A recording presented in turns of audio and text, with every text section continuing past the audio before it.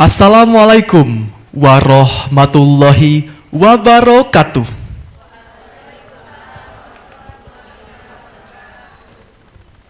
All prayers and gratitude may we present to our God, that so due to His blessing, that we may all gather here today in order to attend the International Guest Lecture, Heritage on the Move, Empowering Southeast Asian Culinary Traditions through History, Tourism, and Nutrition. Let me humbly introduce myself. My name is Sultan Alazi Fikri. As today's Master of Ceremony, we bid you welcome for all the participants that already here today. Therefore, we would like to express our sincere gratitude. The Honorable Dean of the Faculty of Teacher Training and Education, Sriwijaya University, Mr. Dr. Hartono M.A. The Honorable Dean of the Faculty of Public Health, Sriwijaya University, Professor Dr. Rermet Hamzah Hashim, SKM, MKM. And then, our extraordinary speaker today starts from the Honorable Mr. Professor Tom Hugerforst from Leiden University, as well as the researcher of KIT LV and the head of the TASTE project, Professor Tom Hugerforst. Welcome to our event today. The Honorable Ms. Sulaksana Demelenville from Leiden University, as well as the cultural researcher in trajectories of tastes and PhD student in KIT LV. Welcome to our event today. The Honorable Mrs. Professor Farida MSE from Sriwijaya University, as well as the lecturer of History Education, Sriwijaya University.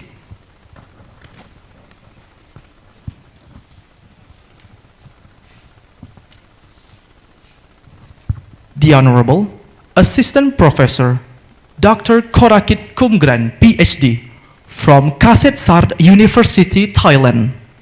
The Honorable Mrs. Ditya Fitri Arinda, SGZ MPH Daitsin, from Nutrition Study Program, Sriwijaya University.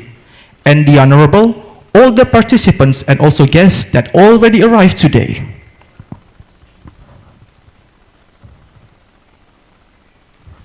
Before we moving up to the first course of the event, let us together sing the Indonesian national anthem, Indonesia Raya.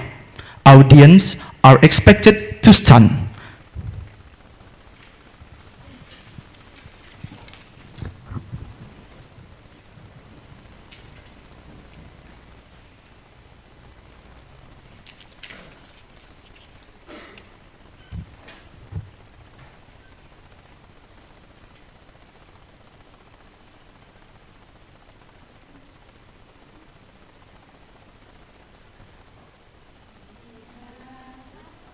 Aku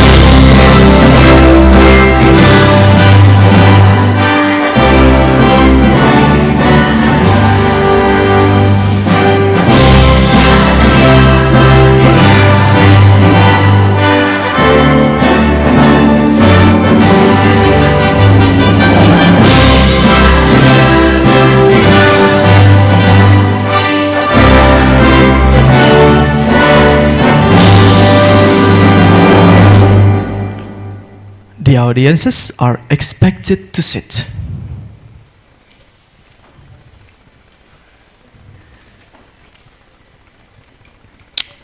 Ladies and gentlemen, we shall move on to the next course of the event, is the series of speech. The first speech will be presented by the Dean of Faculty of Public Health Sriwijaya University to the Honorable Mr. Professor Dr. Rermet Hamzah Hashim SKM MKM. The stage is yours.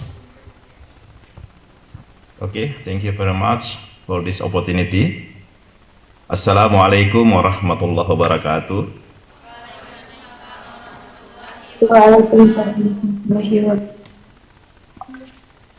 Good afternoon and warm greetings for everyone. Honorable Dean of the Faculty of Teacher Training and Education, Universitas Sriwijaya, Dr. Harton MR, Head of the Subdirectorate of Internationalization, Universitas Sriwijaya, Majema SKM MPH PhD, distinguished speaker from KIT FKIP Leiden University, Keguruan University Thailand, and Universitas Sriwijaya, respected academics, researchers, college students, and all participants attending both on-site and online.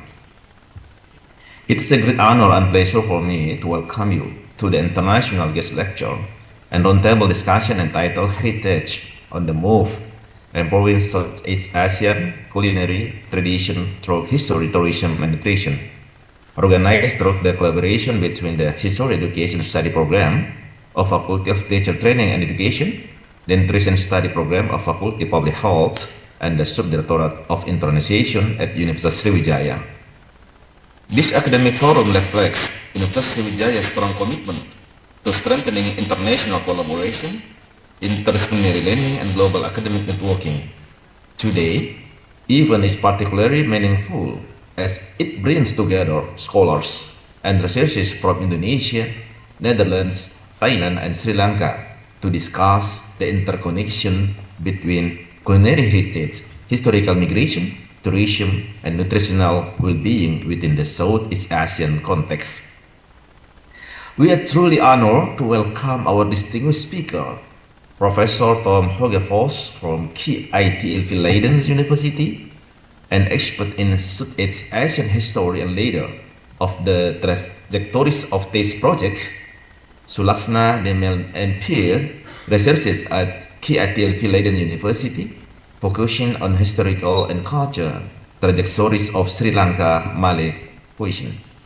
Assistant Professor Dr. Korakit Komran from Keguruan University Thailand, expert in Southeast Asian tourism and culture heritage, Professor Dr. Farida Erwar Dalam MSc from Universitas Sriwijaya, expert in story, education, and culture, and Ditya Fitri Arinda, SGZ MPH, lecturer from the Nutrition Study Program, Faculty of Public Health, Universitas Sriwijaya, specializing in nutrition and public health.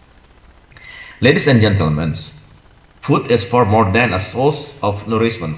It reflects identity, collective memory, migration, culture, and social transformation. Indonesian gastronomy, particularly in culinary heritage of South Sumatra, represents centuries of interaction shaped by trade routes, colonial encounters, migration, and culture adaptation. Traditional cuisine preserves not only flavors but also historical value, local wisdom, and nutritional knowledge passed down through generations. However, in the era of globalization and modernization, many traditional culinary practices are facing significant challenges.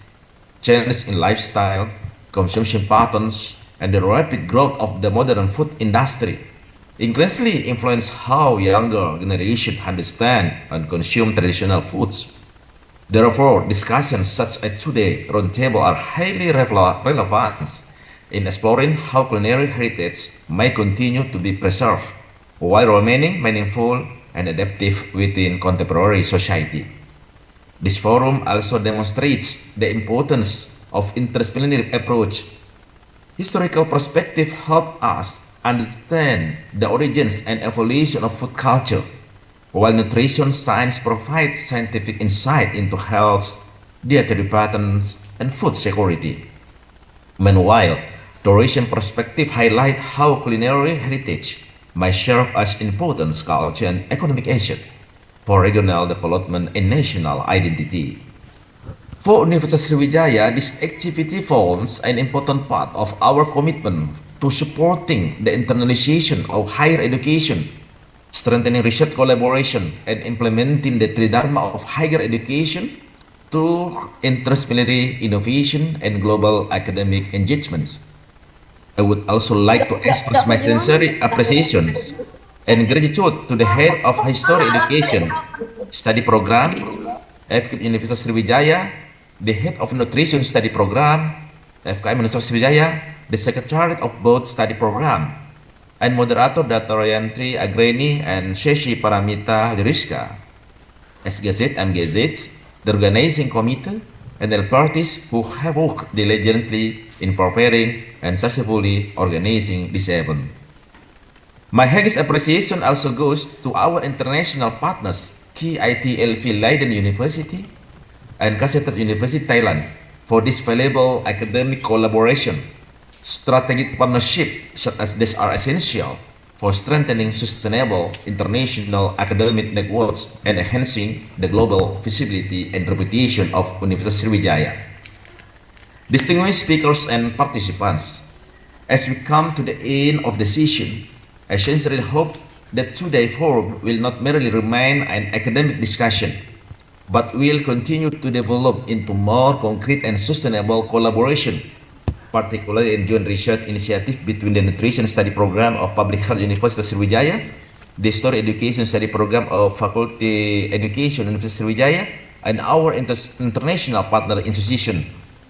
Interdisciplinary and international collaboration such as this hold enormous potential to produce outstanding research in food history, culture, tourism, public health, and nutrition grounded in local wisdom and with a global perspective.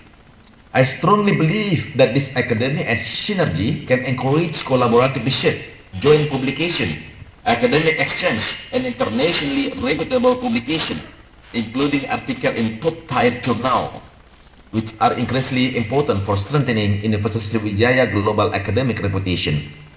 Through this forum such as this, we hope to foster innovation, sustainable research networks, and meaningful academic cooperation that will contribute to the capacity building of lecturers, students, and institutions alike.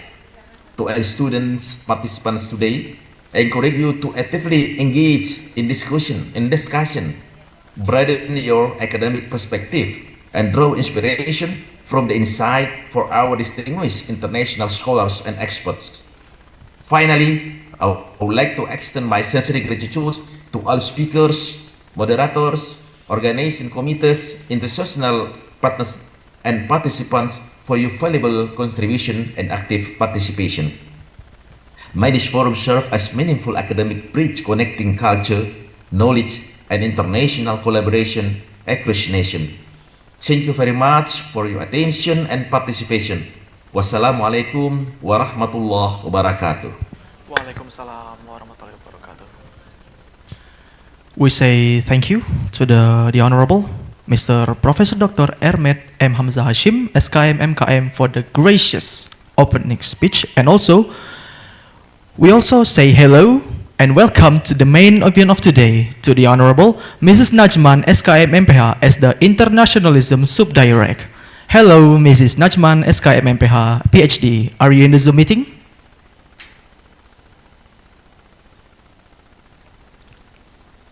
Okay, thank you very much. Okay. Okay, so the next course of the event.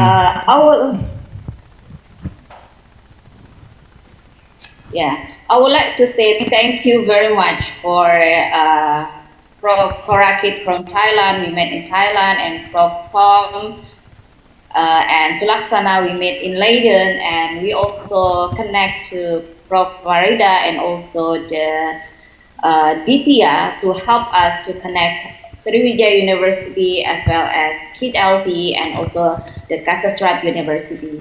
We have a dream, Prof. Korakit, Prof. Tom, Sulaksana, Prof. Farida, and Ditya, and also as well Prof. Hamza and Prof. Hartono and also Bu Hudaibia and the team who prepared the event today. We hope this event is a starting point to the next collaboration within the research publications, with also as well another learning and academic process. And I hope its Subdirectorate Internationalization is very happy to facilitate this event with a charming help, the study program of nutrition from Public Health Faculty, as well as study program of history. I hope this event will be successful, and we will continue to the next stage of other collaborations. Thank you very much. Assalamualaikum warahmatullahi wabarakatuh, and thank you very much for the committee who prepare everything. Thank you very much for the opening speech from the Mrs. Najman SKM MPH PhD. And now we will move on to the final opening speech, as well as the officially open the course of the event today, that will be presented by the Honorable Dean of the Faculty of Teacher Training and Education, Sriwijaya University, to the Honorable Mr. Dr. Hartono MA. The stage is yours. Bismillahirrahmanirrahim. Assalamualaikum warahmatullahi wabarakatuh. Good afternoon, distinguished guests and the Honorable Dean of the Public Health, Universitas Sriwijaya, Professor Dr. Hamzah Hasim, the Honorable Head of the Subdirectorate Internationalization, Sriwijaya University, Dr. Najmah,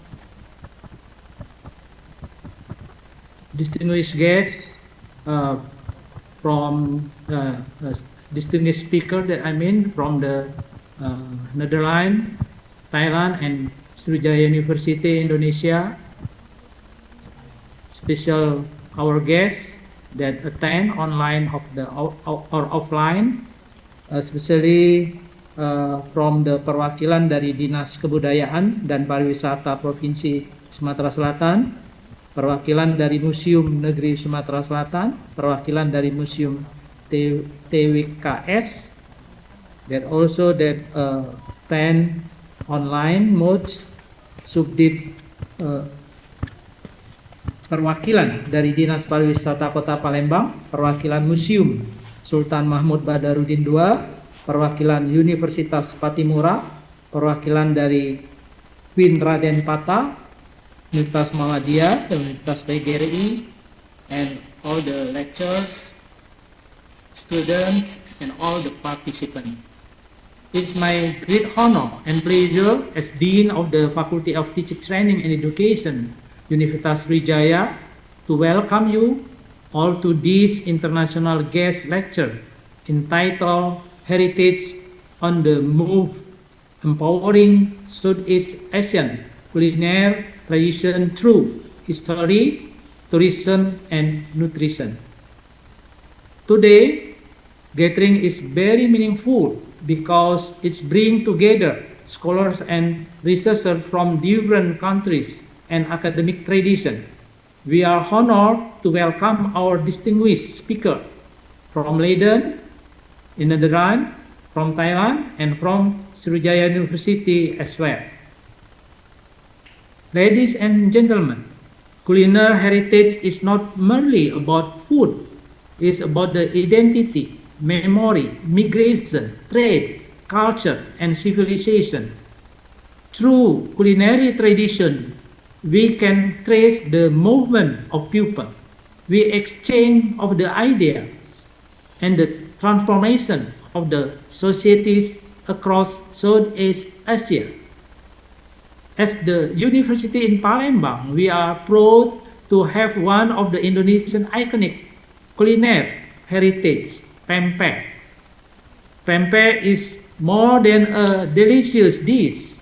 Historical is reflect the interaction between local Malay culture and China's influence along the Musi River trade routes centuries ago. The use of fish and sago flour demonstrated how local communities adapted natural resources into a culinary identity that survives until today. Moreover, Pempek has become part of the culinary, tourism, and culture diplomacy. When visitors come to Palembang, they do not only taste food, they experience history, local wisdom, and social harmony. This is why discussions on the culinary heritage are highly relevant not only for historians but also educators, tourism experts, nutrition researchers, and policymakers. We hope this international lecture will strengthen academic collaboration, intercultural understanding, and future research networks among our institutions. To our students, I encourage you to learn effectively from this forum. Great civilizations preserve their heritage while innovating for the future. Before I conclude, allow me to present a short pantun. From Musi River, the boat gentle away. Stories all spices travel far away. Friend from Leiden, Thailand, and Sriwijaya University unity today, together preserving heritage in a brighter way. And another one, Pempek served with cuko sweet and bright, culture and history shining inside. May this lecture inspire knowledge tonight, a guide our future and wisdom and light. Finally, by saying Bismillahirrahmanirrahim, I officially open the international guest lecture. Thank you very much. Wassalamualaikum warahmatullahi wabarakatuh. Waalaikumsalam warahmatullahi wabarakatuh. We appreciate the highest thank you to the Honorable Mr. Dr. Hartono for officially opening the event today. But before we continue on to the sharing session from the speaker, let us together say hi to our beloved 5 speakers today. And for the first, Professor Tom Hugerforst. How are you, Professor? Are you in there?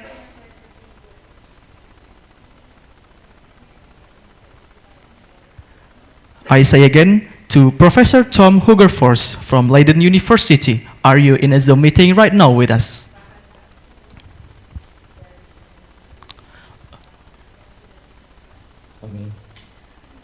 All right, and for the second speaker, Mrs.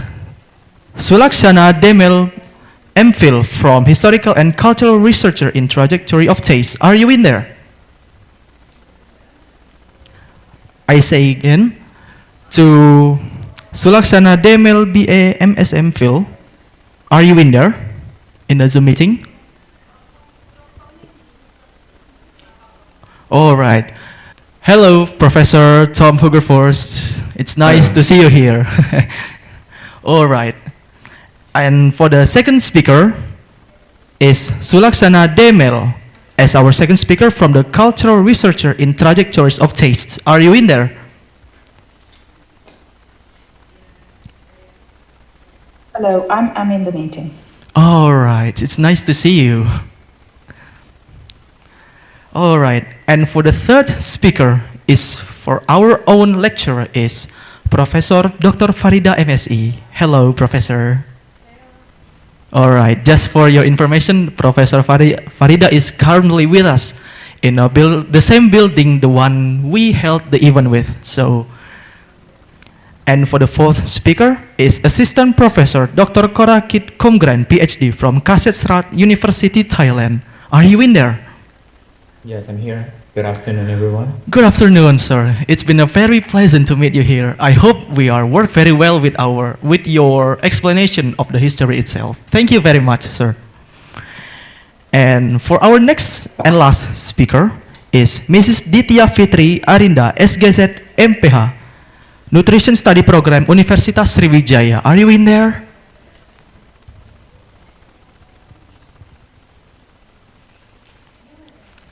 Yes, hello. Hello to Mrs. Ditya as our speaker today. I hope the entire event we held today will be run smoothly and without any meaningful obstacle. I mean, okay, so ladies and gentlemen, That's all the 5 speakers of today. But we also have to say hi to our greatest moderator that will be guide the rest of the event today. The first moderator is Dr. Yentri Anggraini. Are you in there? Yes, I am here. All right. Hello to Dr. Yentri Anggraini. And for the next moderator is Mrs.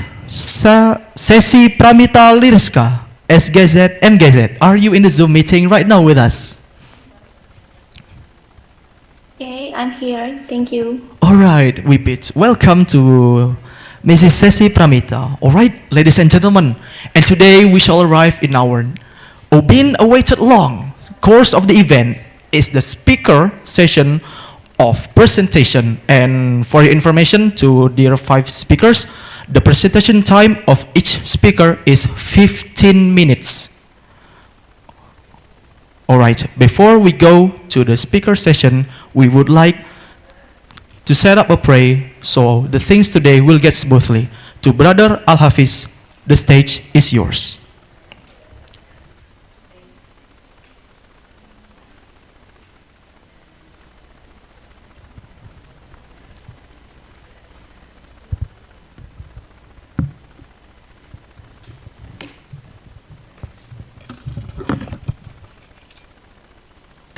Assalamualaikum warahmatullahi wabarakatuh. Distinguished guests, ladies and gentlemen, let us begin this event with a prayer. Allow me to lead the prayer in the Islamic way, while those of other faith are keenly invited to pray according to their own beliefs and traditions. A'udzubillahi minasyaitonirrajim. Bismillahirrahmanirrahim. Alhamdulillahirabbil alamin wassalatu wassalamu ala asyrafil anbiya'i wal mursalin sayyidina Muhammadin wa ala alihi washabbihi ajmain. Hamdan syakirin, hamdan na'imin, hamdan yuafi ni'ama wa yukafi mazidah. Ya Rabbana lakal hamdu kama yanbaghi li jalali wajhikal karimi wa azimi sultanik. Allahumma salli wa sallim ala sayyidina Muhammad wa ala ali sayyidina Muhammad. Allahumma inni nas'alukal ilman nafi'an wa rizqan thayyiban wa amalan mutaqabbalan. Allahumma inni nas'aluka salamatan fid din wa afiyatan fil jasad wa ziyadatan fi ilmi wa barakatan fi rizqi wa taubatan qabla al maut wa rahmatan indal maut wa maghfiratan ba'dal maut.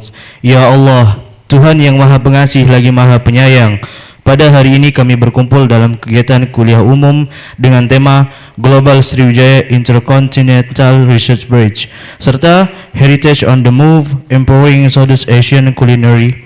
Ya Allah, limpahkanlah rahmat, taufik dan hidayah-Mu agar seluruh rangkaian kegiatan ini berjalan dengan lancar, penuh keberkahan serta memberikan manfaat yang luas bagi dunia pendidikan, penelitian dan masyarakat internasional.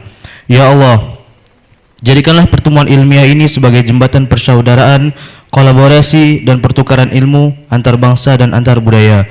Tumbuhkan semangat persatuan, toleransi dan saling menghargai di antara seluruh peserta yang hadir pada hari ini.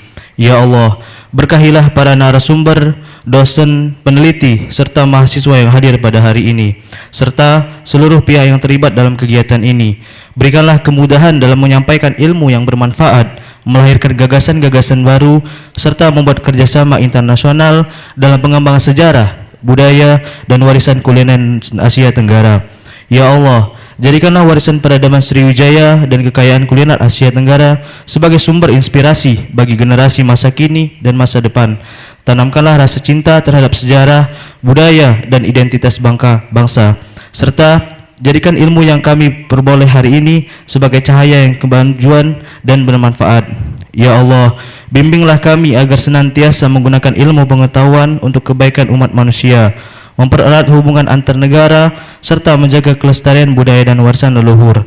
Rabbana zalamna anfusana wa illam taghfir lana wa tarhamna lanakunanna minal khasirin. ربنا لا تزغ قلوبنا بعد إذ هديتنا وهب لنا من لدنك رحمة إنك أنت الوهاب ربنا آتنا في الدنيا حسنة وفي الآخرة حسنة وقنا عذاب النار وصلى الله على سيدنا محمد وعلى آله وصحبه أجمعين سبحان ربك رب العزة عما يصفون والسلام على المرسلين والحمد لله رب العالمين والسلام عليكم ورحمة الله وبركاته.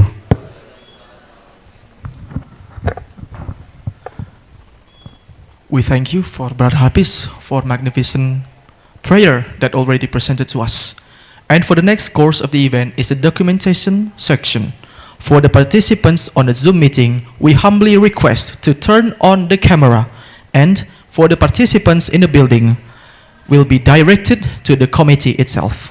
Thank you.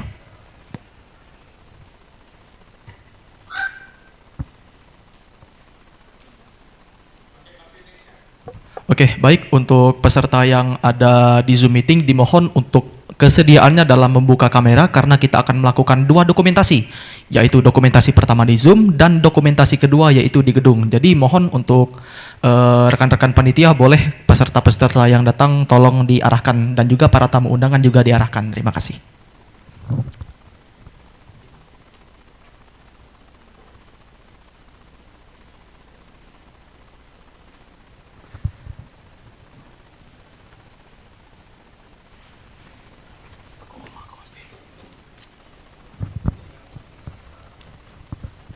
Oke, baik, untuk slide pertama, yaitu akan dimulai dalam hitungan 1, 2, 3. Oke, lanjut ke slide berikutnya, boleh? Oke, dokumentasi dalam 3, 2, 1. Alright, moving on to the next slide. 3, 2, 1. Alright, moving on to the next slide. 3, 2, 1. Alright, moving on. 3, 2, 1. Alright, real good. Okay, same thing. 3, 2, 1. Alright, next slide, please. 3, 2, 1. Okay, coming to the next slide. 3, 2, 1. Move up. 3, 2, 1. Okay, now for the last slide. 3, 2, 1. All right, thank you for the documentation session for all the participants on the Zoom meeting. And now, mohon izin bagi peserta-peserta yang ada. Oke, baik, untuk peserta yang ada di gedung kita akan melakukan sesi dokumentasi. Jadi mohon dikondisikan suasananya dan mohon untuk ibu-ibu dosen yang terhormat akan segera memandu jalannya sesi dokumentasi. Terima kasih.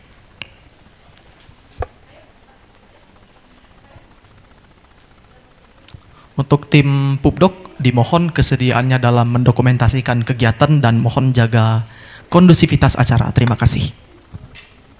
Boleh, silakan.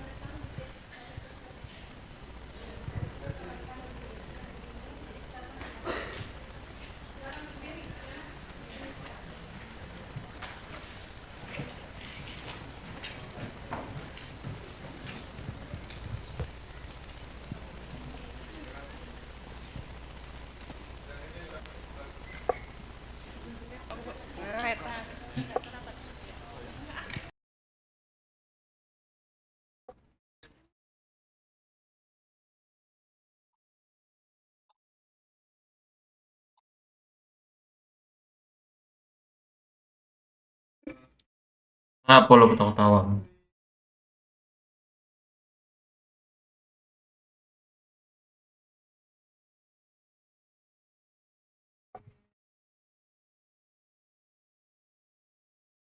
Ah,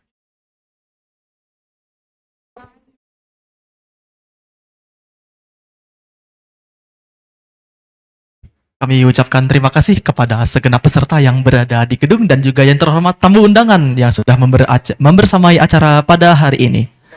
Baik, mungkin mohon kondusif kita akan lanjutkan kepada sesi acara yang berikutnya. Alright, moving on to the next course of the event is the presentation of the speaker. But let me humbly remind for all the 5 speakers is your time limit of presentation is 15 minutes.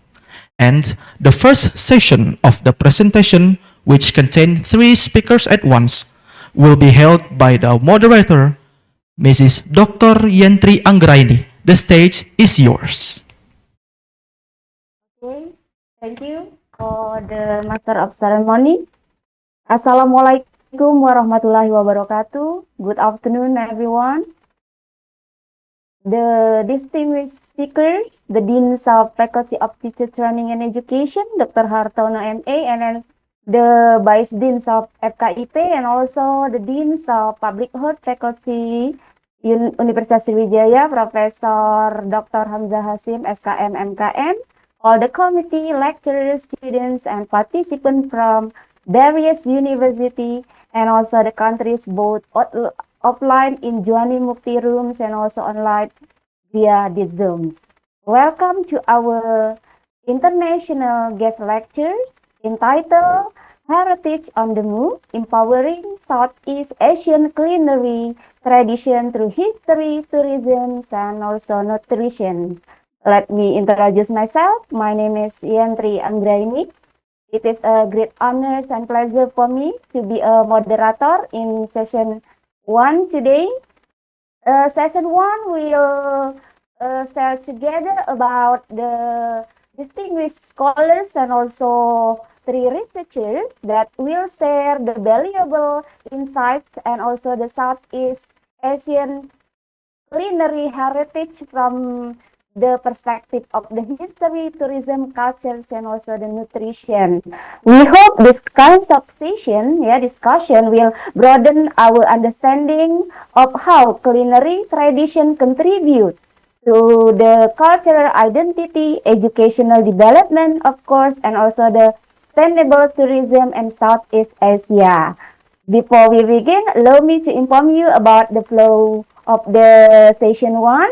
There will be 3 speakers as already introduced by our Master of Ceremony. The first speaker will be the Professor Tom Hogefers, and then the second one will be Ms. Sulaksana Demel, and the last one will be the Professor Dr. Farida MSE. And then for each speaker, we have 15 minutes in order to present. And then after all the presentation are completed, we will continue with a discussion also answer session. Before we start, may I kindly ask for all the participants to ensure that your microphone via Zoom meeting are mute during the presentation. Now let's begin our session. Good afternoon, Professor Tom Hogefers. Hello. Okay, thank you very much for joining us today. It's a great honor and pleasure to welcome you to this international guest lecture. We are delighted to have the opportunity to learn from your valuable research and also insight on the Southeast Asian culinary heritage and also the cultural connection. And then before we begin about the presentation, please allow me to briefly introduce your profile to the audience. Okay, ladies and gentlemen, Professor Tom Hogefers is a senior researcher at KITLP in Leiden, the Netherlands, and also an adjunct professor at Universitas Negeri Malang. He earned his doctoral degree in archaeology from the University of Seoul with specialization in Southeast Asia within the Indian Ocean world. His research also focuses on the Southeast Asian history, language, maritime network, and food cultures, and also the cultural mobility. And also, Prof. Tom has published numerous internationally recognized books and also the journal article, of course, on the Southeast Asian studies, culinary heritage, and also intercultural connection. In this today's session, he will present with the topic entitled Culinary Connection in Indian Ocean Port Cities, a lot of kue and some seafood. Please join me in warming welcome to Professor Tom Hobergus. Professor Tom, the floor is yours. Okay, thank you so much. Thanks for the introduction and good afternoon to all the organizers and university staff and participants. It's actually because of Kak Najma that we in Leiden have learned a lot about Palembang cuisine, because most of the Indonesian restaurants in the Netherlands would serve Javanese cuisine, but Kak Najma would cook delicious empek-empek and bring it to the office. So she has become our Palembang food diplomat in Leiden. And there is another exposure that I've had to Palembang cuisine. A couple of years ago, I was doing library research in Cornell in the US, and they had a specific part of the library dedicated to cookbooks from Southeast Asia. And the only Sumatran cookbook that wasn't about Padang food was the one that I will try to put onto the slide now, if you can bear with me for a little bit. Yeah. This is probably it, yeah? And I think you can see it if I move to the next slide. Yeah, okay. I suppose people can see the title of the book, right? And this is the only book that we have in sort of the international libraries that I knew about. So hopefully with this collaboration, there would also be a chance to exchange books and make sure that we in Europe read more about the academic products that are being written in Palembang. So that's a hope for me. And interestingly, this is a book about kue, which is a word that we cannot translate into English. We all know what it is, right? So I'm just going to use kue, but it's not the same as a cake. It's not the same as a cookie. It's not the same as a sweet snack. Sulakshana also knows what it means, because in Sri Lanka, they also have a snack called Cina kue, so Chinese kue. I won't say much about Sri Lanka today because we already have a presentation about that. But one of the things I found striking about this Palembang tradition of kue is that there are so many versions of layered cakes, like kue lapis, right?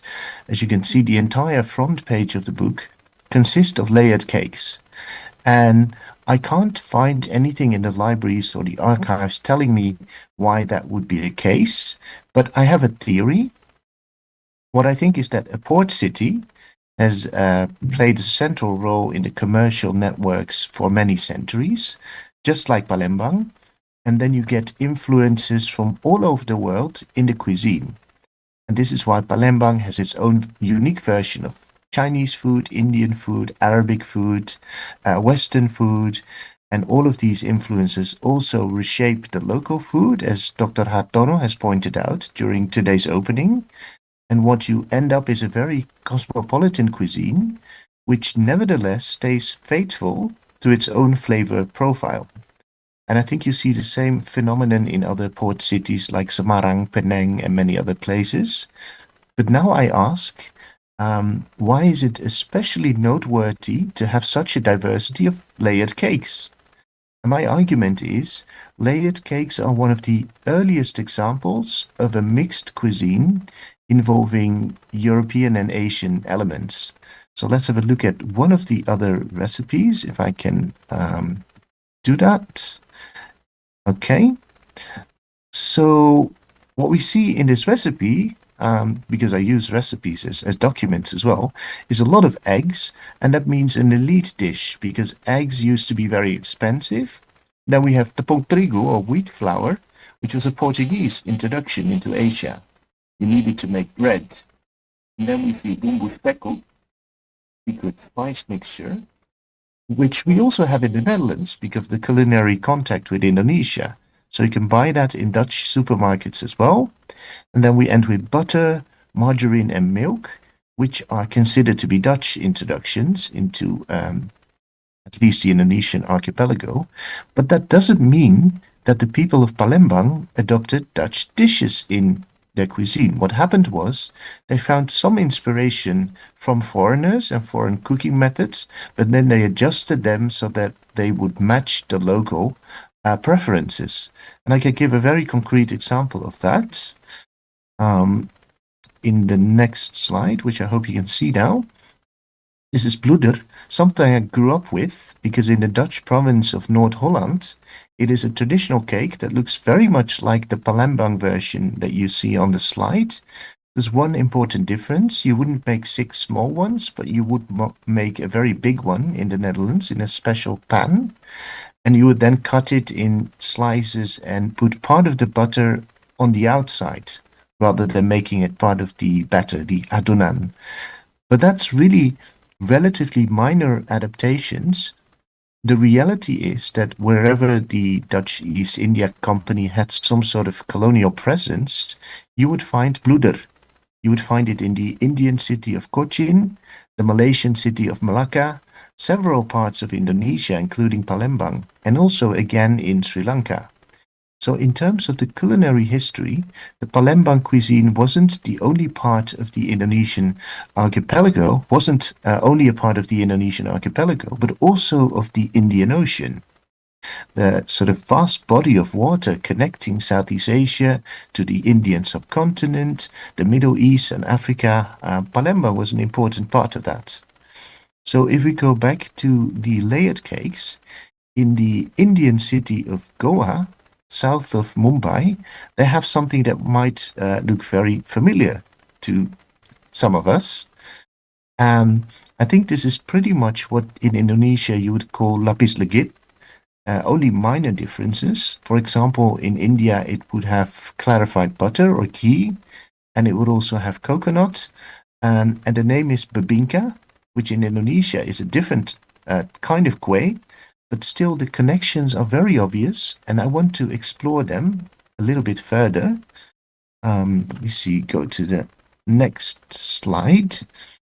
This to me is very interesting. On the top left of this slide, you would see a shrimp dish from Goa in India, and it's called belacan.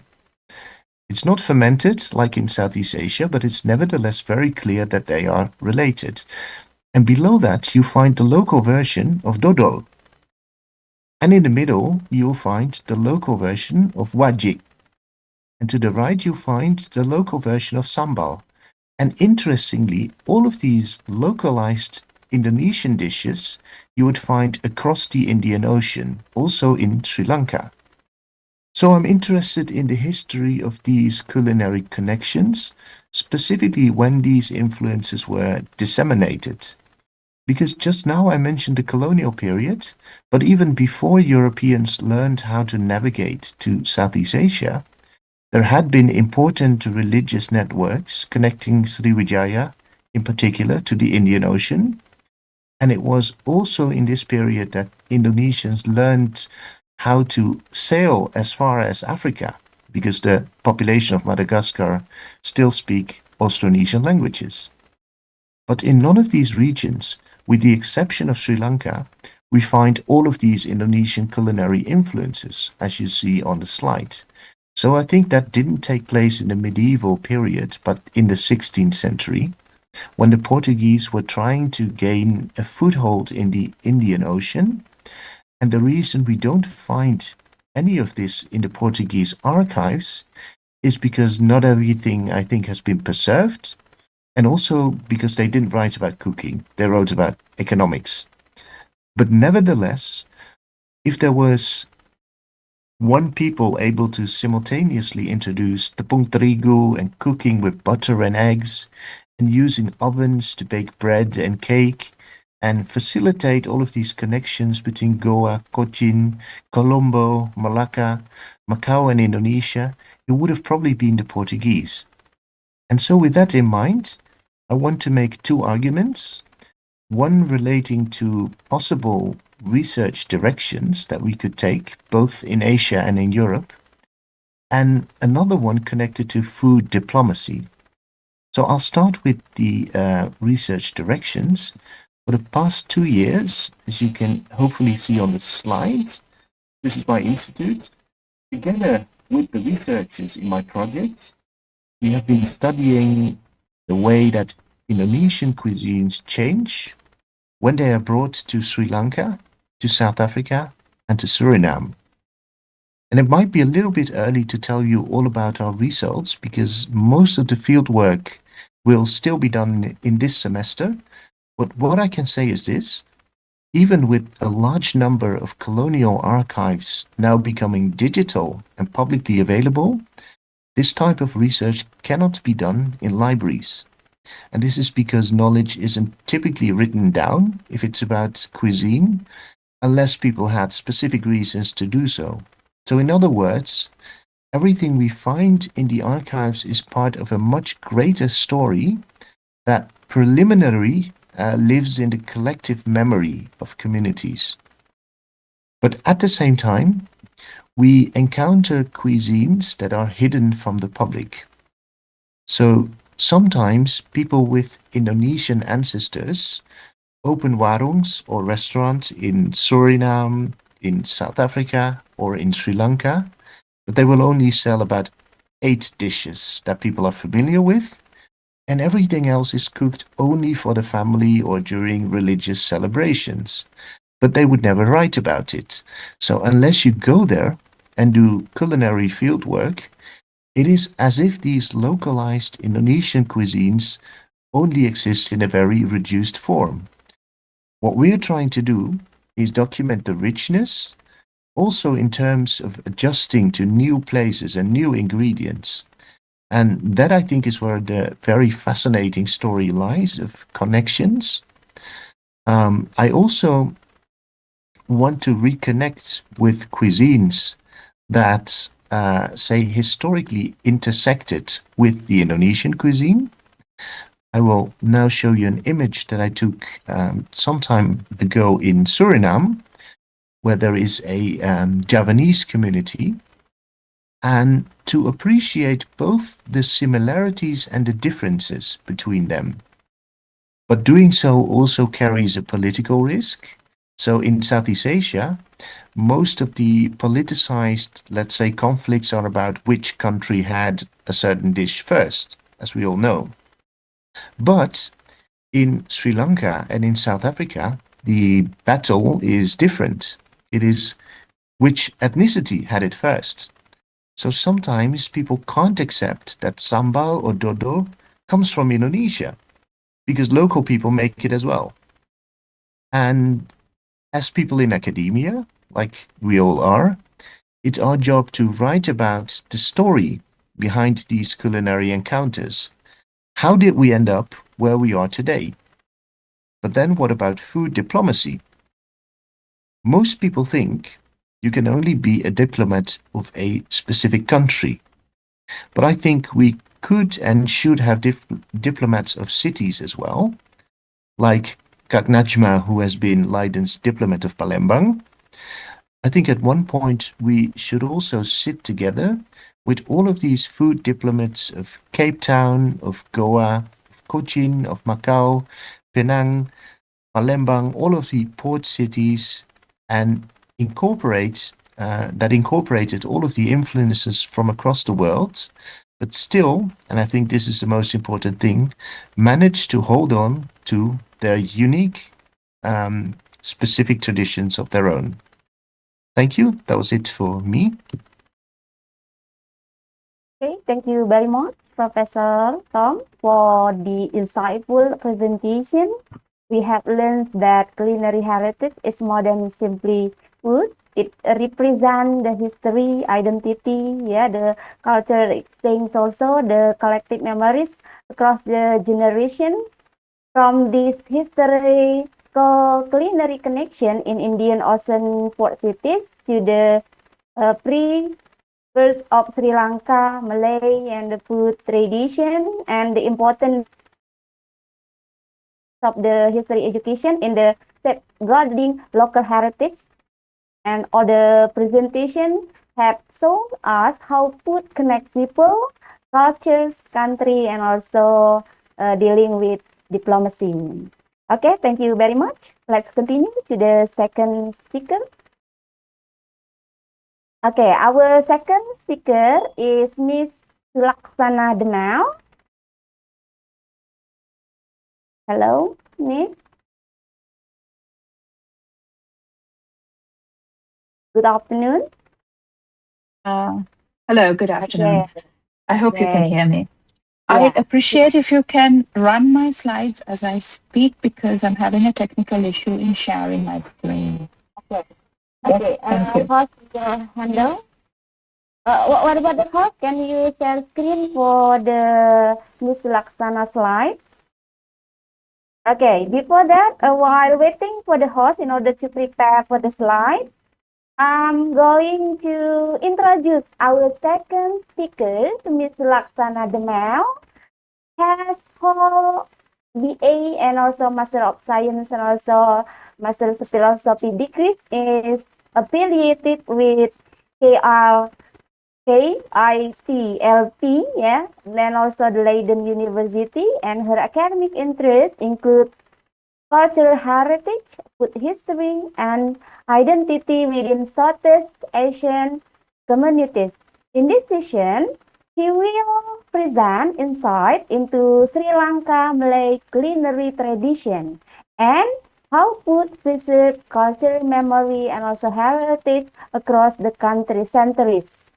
Please welcome Ms. Laksana Demau. The floor is yours. 15 minutes to present. Thank you, madam. Good afternoon to everybody. I hope you can hear me loud and clear. First of all, I will take you through the journey, a very short journey of Sri Lankan Malays in Sri Lanka and how their foods have changed and adapted since their arrival in Sri Lanka.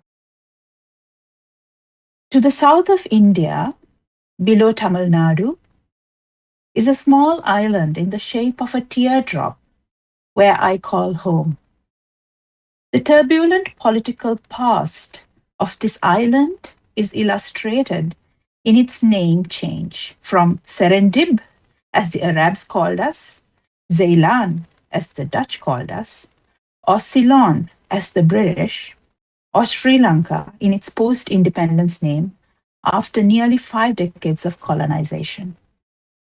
Its location in the Indian Ocean that allured a thriving trade in the past meant that people from Chinese to Arabs to Europeans crossed its ports. The attraction of its thriving trading ports drew attention of many, including a Javanese Buddhist monarch called Javaka Chandrabhanu, who ruled parts of the island in mid-1200s, and later the Portuguese, the Dutch, and finally the British. The army that came with Japanese Buddhist monarch Chandrabhanu had stayed behind according to our recorded historical chronicles. Later, the presence of the Dutch East India Company in Sri Lanka, then Ceylon, from mid-17th to late 18th century, created a very complex web of cultural exchange that extended far beyond trade and governance. Among its lasting legacies is a distinctive culinary fusion shaped by the movement of people across the VOC's vast maritime empire. In particular, the interaction between Southeast Asian Malay communities and local Sri Lankan traditions produced a unique strand of food culture that still persists to date. The VOC was not merely a trading entity, but also a colonial power that transported soldiers, laborers, political exiles, and enslaved people between its territories, including present-day Indonesia, Singapore, Malaysia, and Sri Lanka. As a result, a Malay community emerged in Sri Lanka, often referred as the Sri Lankan Malays. This community brought with them culinary traditions rooted in the spice-rich cuisines of the Malay archipelago, which blended over time with the local Sri Lankan ingredients and tastes. And today, this community is a little bit more than 44,000 people. Malay food culture in Ceylon, under the VOC, was shaped by both continuity and adaptation.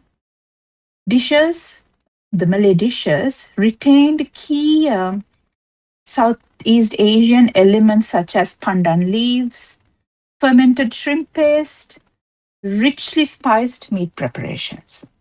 At the same time, they incorporated Sri Lankan staples like coconut milk, rice flour, and Sri Lankan local spices like cinnamon and cardamom.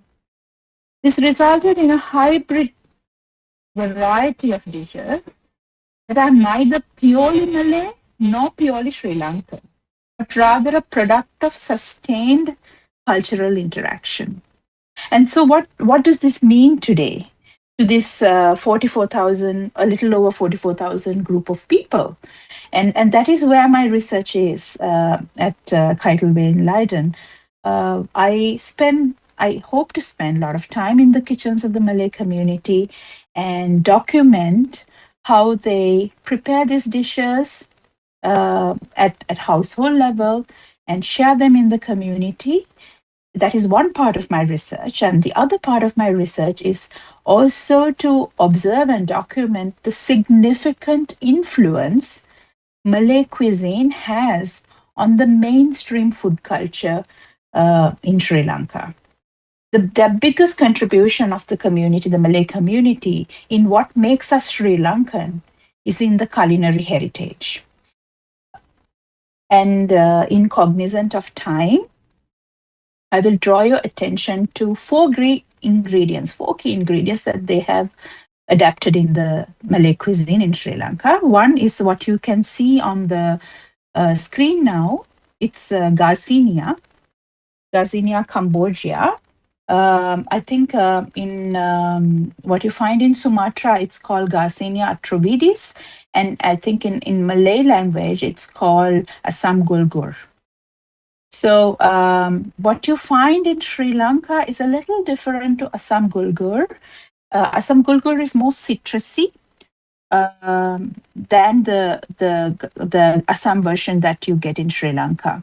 So what the Malay community have done is that when they prepare fish dishes, certain fish dishes, especially in coconut milk, they add 1 or 2 pieces of dried Garcinia Assam Gulgur, the Sri Lankan version.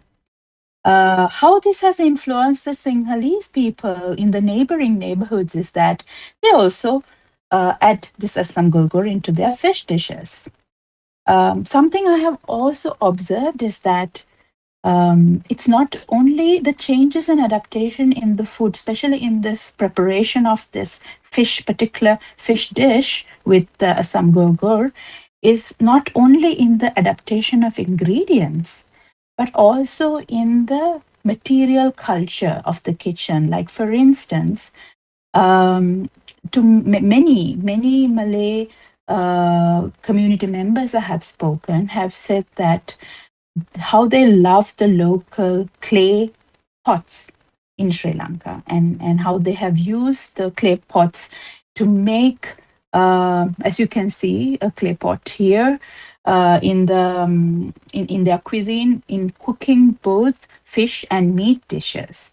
And moving on to meat dishes, as you can see in the slide, something that they have introduced upon arriving to Sri Lanka most probably is curry leaves, because that is something that is in curry leaf is something that is indigenous to Sri Lanka and South India. And they garnish their beef curries with curry leaves. And the slow cooking of the curry pots, the clay pot, allows especially the beef rendang to slowly charcoal in the clay pot.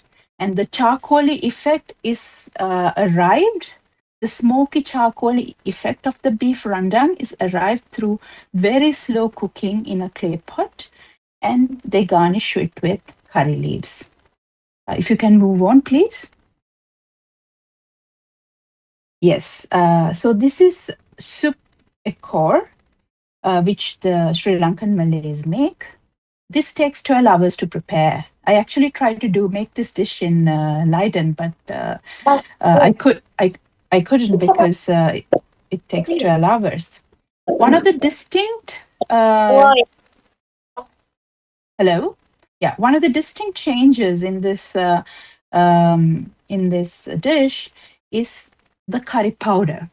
The preparation of the curry powder, which in my limited discussions with the community, what they have shared is that it's closer to the Jaffna Tamil curry powder than the one that they make generally, especially for soup ekor. When you say the Jaffna curry powder, it has more coriander and cumin seed. So the coriander taste is quite significant in the soup ekor. The other ingredient that I would like to draw your attention is the coconut milk. So coconut milk is used in among the Malays, among the Sinhalese community and the Tamil community to make rice. It's a milk rice. Because Sri Lanka doesn't have glutinous rice like you do in Indonesia, that the consistency, that texture of the glutinous is achieved in rice by adding coconut milk, and again slow cooking, and this is best arrived if it's slow cooked in a clay pot. So these are the 4 ingredients that I would like to draw your attention to. And when you look at the mainstream food culture, I look at the Sinhalese community in the south of Sri Lanka. The Sinhalese community is the majority community in Sri Lanka. But especially if you look at the kitchens in the south of Sri Lanka, I'm finding that it's very similar. There are quite significant similarities, especially to the food in the Sumatra island. So this is something I am researching into and would like to also find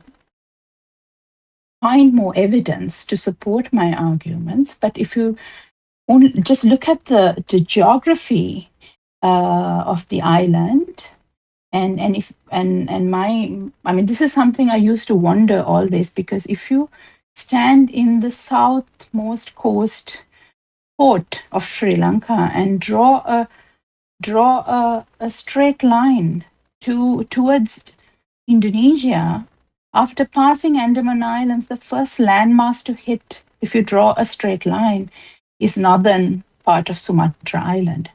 So, and when you look at the local folklore and the historical chronicles and the mythology that is found in the south of the country, there's a lot of evidence to say that we had a lot of pre-colonial contact with Sumatra Island and Java Island, especially in terms of trade, where groups of people from Southeast Asia used to come to this Godavaya port and stay and change sails, and after monsoon travel again.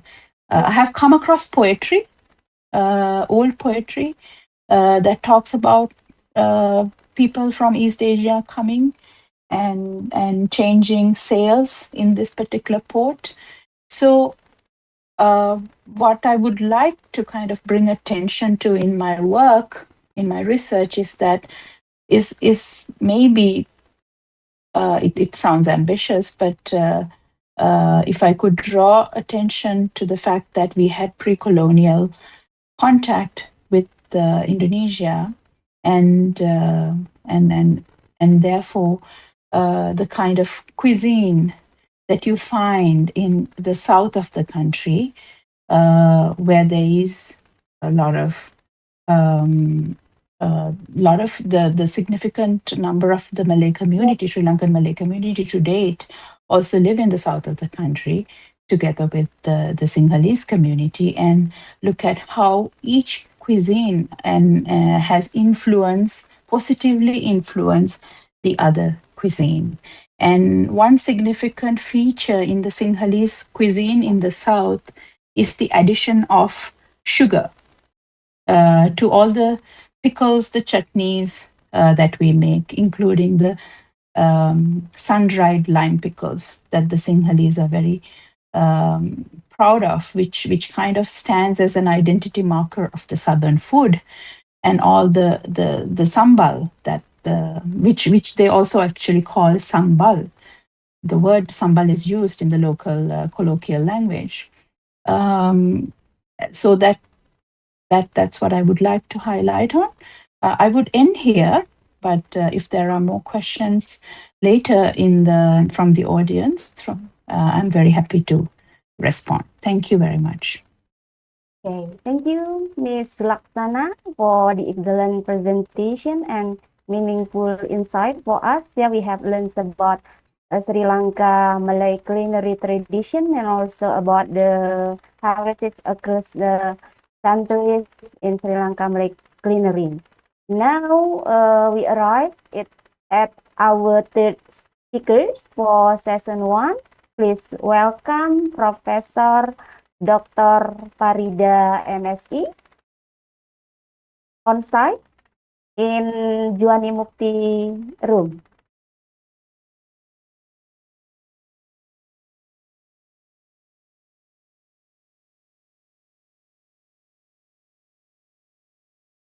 Assalamualaikum. Okay. Thank you, Prof. Before you present, because we have limited time, actually, let me introduce first for our audience.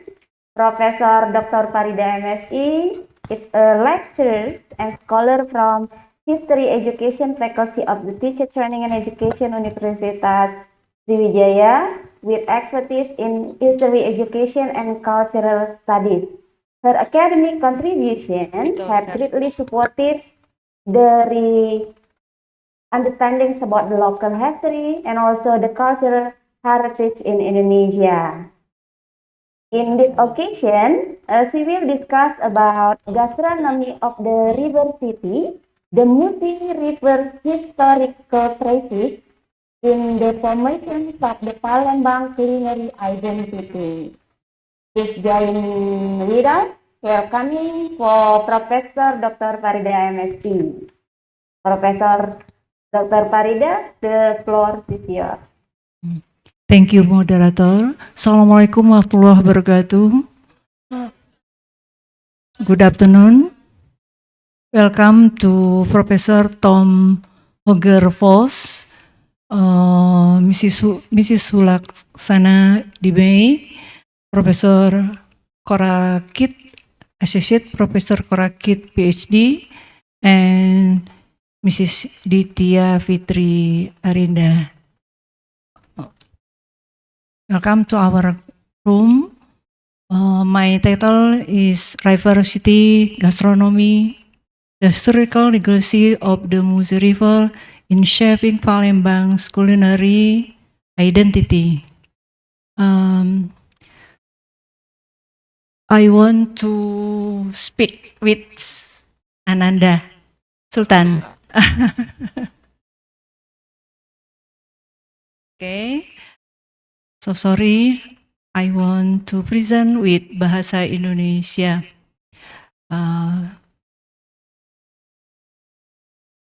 Slide first, Palembang and the word truth and the Musi River.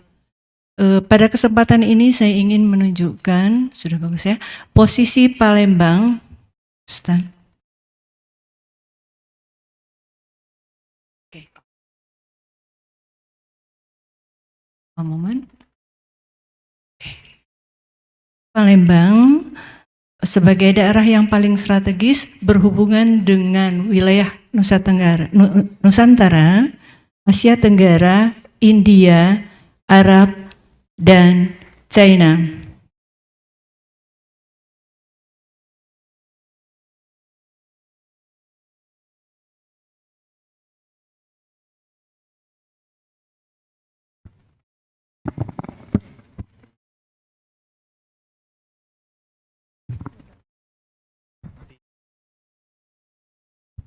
Alright, let me send forth the explanation stated by Professor Farida before. Talking about culinary in South Sumatra, but first let's look at the Palembang's geography first. So Palembang, there is a huge river called Musi River. So for the entire participants, I would like to know that the area, the culinary will be. So the Palembang is divided into two sections. The first section is Hulu. The second section is Hilir. Hulu and Hilir contains a different geography. And for that, the culinary will different too. On sea, the culinary main contains fish or shrimps or some seafoods. And on the land, the culinary starts from the animals or vegetations. This action is called by Sriwijaya manuscript called Talang Tuo.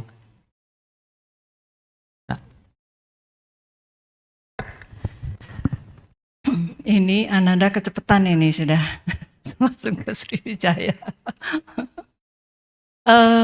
Kita berbicara tentang Sungai Musi dan hubungannya mengakibatkan Sungai Musi ini, kita lihat mulai dari pantai, I think,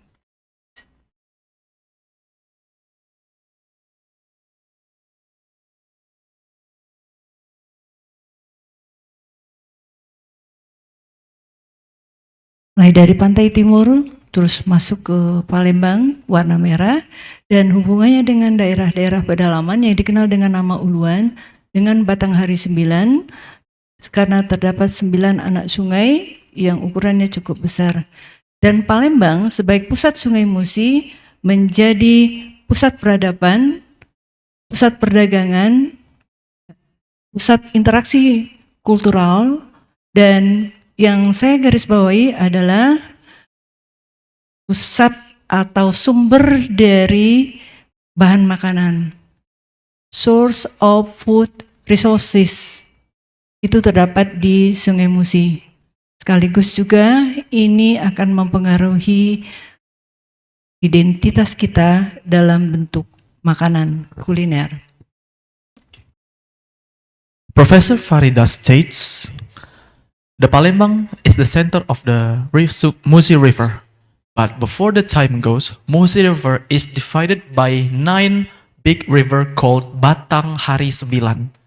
It's a local call for the 9 rivers around the Palembang.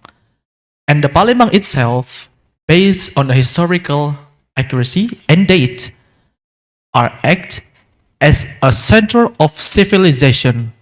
From its legitimation, a lot of things burn in there, just like a culture, trades, and most importantly, food.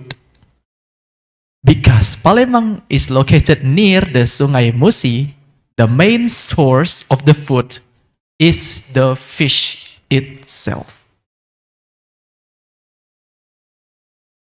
Next.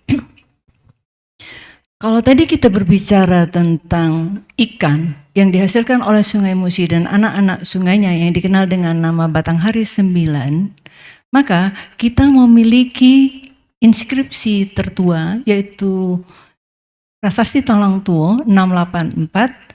Saya petikkan di sini isi daripada prasasti tersebut yang menyebutkan bahwa pohon-pohon yang ada di situ seperti coconut palm, areca palm, sugar palm, sago, and various other trees, ya, semuanya untuk dikonsumsi, dan di situ juga terdapat kolam-kolam dan bendungan-bendungan. Jadi artinya di sini bahwasanya melalui prasasti Talang Tuo itu telah memuat bahan makanan buat kuliner Palembang. Sungai Musi menyiapkan ikan dan segala macam kebutuhan lainnya, sementara di darat berdasarkan prasasti Talang Tuo yang dihasilkan oleh Raja Sriwijaya Sri Jayanasa memuat tentang bahan-bahan yang berguna untuk kuliner Palembang. Contohnya, kelapa itu menghasilkan gula merah, menghasilkan santan. Terus enau atau nira itu menghasilkan sagu dan gula merah. Dan satu lagi sagu, ditambah dengan yang saya sebutkan tadi, itu menghasilkan ikan dan lainnya dari kolam-kolam dan bendungan-bendungan yang ada. Jadi Talang Tuo adalah merupakan landasan sejarah, landasan historis bagi bahan baku kuliner Palembang. Terima kasih. Continue on to the explanation stated by Professor Farida. And the previous slide we learned about Musi River as the main source of the food contains fish. But today we shall continue on the next slide is the main source of the food is also provided by land. The proof is the Talang Tuo inscription, which dates back into the Sriwijaya ruler named Sriwijaya Negara.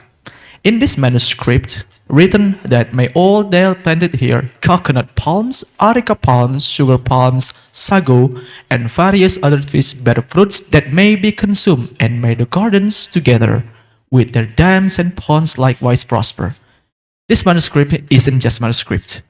It's an implementation about what the locals did to maintain their livestock, and therefore, due to its inscription contains all the culinary Palembang has on the past is based on the manuscript itself. For example, the coconut produce a coconut cream and the sago creates sago.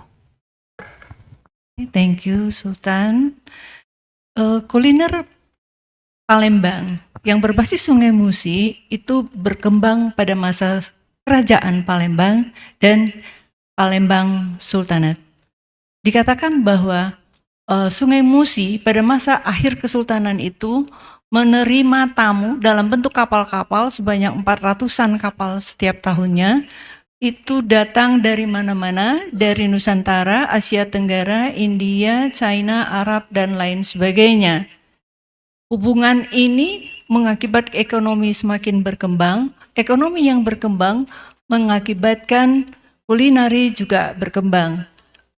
Pada mulanya, kulineri itu berkembang di keraton atau di dalam istilah Kesultanan Palembang. Nantinya ketika Kesultanan Palembang berakhir pada 1825, maka kuliner yang tadinya hanya dinikmati oleh pihak keraton berubah secara bertahap dinikmati oleh masyarakat secara luas. Ini yang mengakibatkan nantinya kuliner yang tadinya posisinya elit berkembang menjadi milik seluruh lapisan masyarakat di Palembang. Inilah produk dari kuliner, sebagian dapat tampakkan melalui IE, ya, seperti pempek, celimpungan, laksan, tekwan, dan lain sebagainya. Sedangkan di sebelah kanan Ini juga foto-foto yang saya ambil pada tahun 2021 ketika akan membuat buku yang saya tampakkan tadi. Ini yang putih itu pempek tunu. Yang ini lenggang yang pakai daun. Itu sangat unik ya. Tidak ada duanya di dunia ini seperti itu. Jadi semoga langsung lapar kita semua ya. Oke. Ini contoh-contoh kuliner Palembang yang dasarnya semakin berkembang pada masa kerajaan dan Kesultanan Palembang. Next, ini saya tunjukkan proses mulai dari ikan segar. Ini kita ambil di pasar Kentut di 15 Ilir, dan ikan mentahnya dan sudah menjadi pempek serta tekwan. Berdasarkan tes atlas, disebutkan bahwa pada tahun 2023, pempek menduduki posisi ranking 4 dunia, sedangkan tekwan pada tahun lalu, 2025, menduduki posisi 25 dari 50 kuliner terkenal di dunia. Jadi dia sudah sangat terkenal. Dan ini bagian terakhir, Kampung Pempek 26 Palembang. Kita hanya berharap bahwa Palembang gastronomi toward its glorious glory. Amin. Assalamualaikum warahmatullahi wabarakatuh.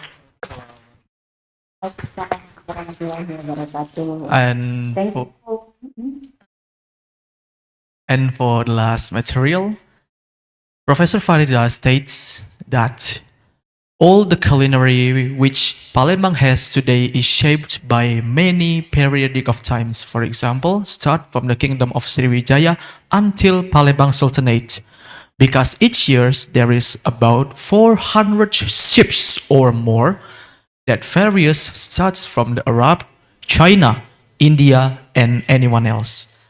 And also, since the Palembang Sultanate falls in 1825, the culinary that first only accessible to the elites of the Sultanate began growing as the time goes periodically to the locals. And that's why the pempek, celimpungan, tekwan grow in the locals too. But before, it only accessible for the elites, and now we locals can enjoy it. And also, Mrs. Farida states that a lot of food is states and pempek is the top rank for back in the day, and the tekwan, based on the previous year, is the 25th among the 50 culinary in the world. That is a great achievement. And also, Mrs. Farida states there is also a legendary folk called Village of the Pempek 26, because this is the community which every people there of the house contains a production of the pempek itself. So it's just like a jewel hidden that produce pempek as its characteristic of culture. Because pempek is not just a food, it is a very culture of the Palembang itself that shaped during many time by many factors.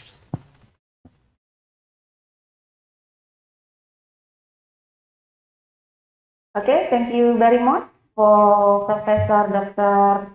Farida MSP for the enlightening the presentation today. Ladies and gentlemen, now we come to the discussion session. We highly encourage all the participants, both outside and also online via Zoom, to actively engage by sharing questions and comments. But because of the limitations of the time, I only provide 2 questions. One question from Juani Muktiru, and then one question from Zoom. For the participant who attend in Juani Muktiru, do you have a question? And then mention the questions, your identity, and also the question that addressed to the speakers.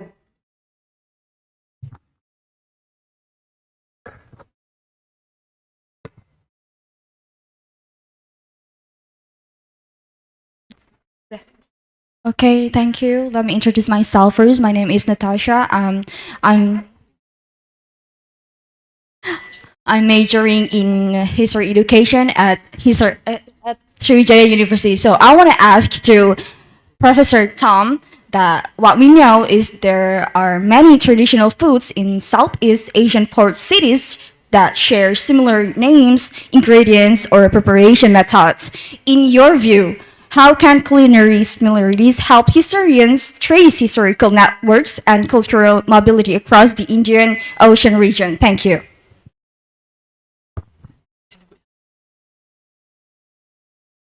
Can I answer now? Yeah, you mean from the question from Natasha? Yeah. Students of education. Okay, time is yours. Okay, thanks very much, Natasha, for this important question. I think that is exactly what we're trying to do. My main example would be culinary knowledge is something that is transmitted typically through the female line. So it's mothers, grandmothers, daughters, and that means that in the most of the historical times it wasn't documented because it was a different way of knowing things, a different mode of knowledge. So that means that a lot of history isn't documented. And then if you focus on knowledge that is, let's say, more in the domestic sphere, but also of people who may not been able to read and write, then you get the fuller picture. So I think not only can we do it, but we need to do it. To get a fuller picture of history, we need to look at these hidden types of knowledges. And so what we're trying to do is exactly that. We say, let the dishes, let the cuisine speak for itself. And then we ask the people what the oral traditions have to say as well. And then we prove that there is a lot of knowledge that isn't documented in the archives. So that's what we are trying to do. Okay, what about you, Natasha? Okay, we continue. Yeah, there is one question from Alan from Taiwan. The question is addressed to about the maybe Ms. Sulaksana. Can you? I will read the question first. You can answer the question from Alan. Yeah. The question: how can the Southeast Asian cities such as Palembang, yes, develop their local culinary heritage into a globally recognized culinary tourism brand, similar to how Taiwan successfully popularized bubble tea? Bubble tea and Japan. Okay, I think this question is attend to Prof. Farida because it's focus on the Palembang food. Pempek, ya. We just focus on the kinds of the pempek. Okay.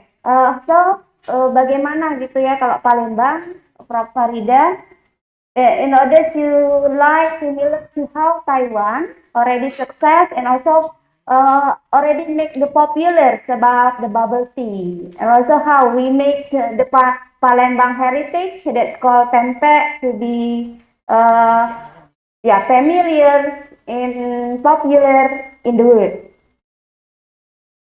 Okay, time is yours, Prof. Farida.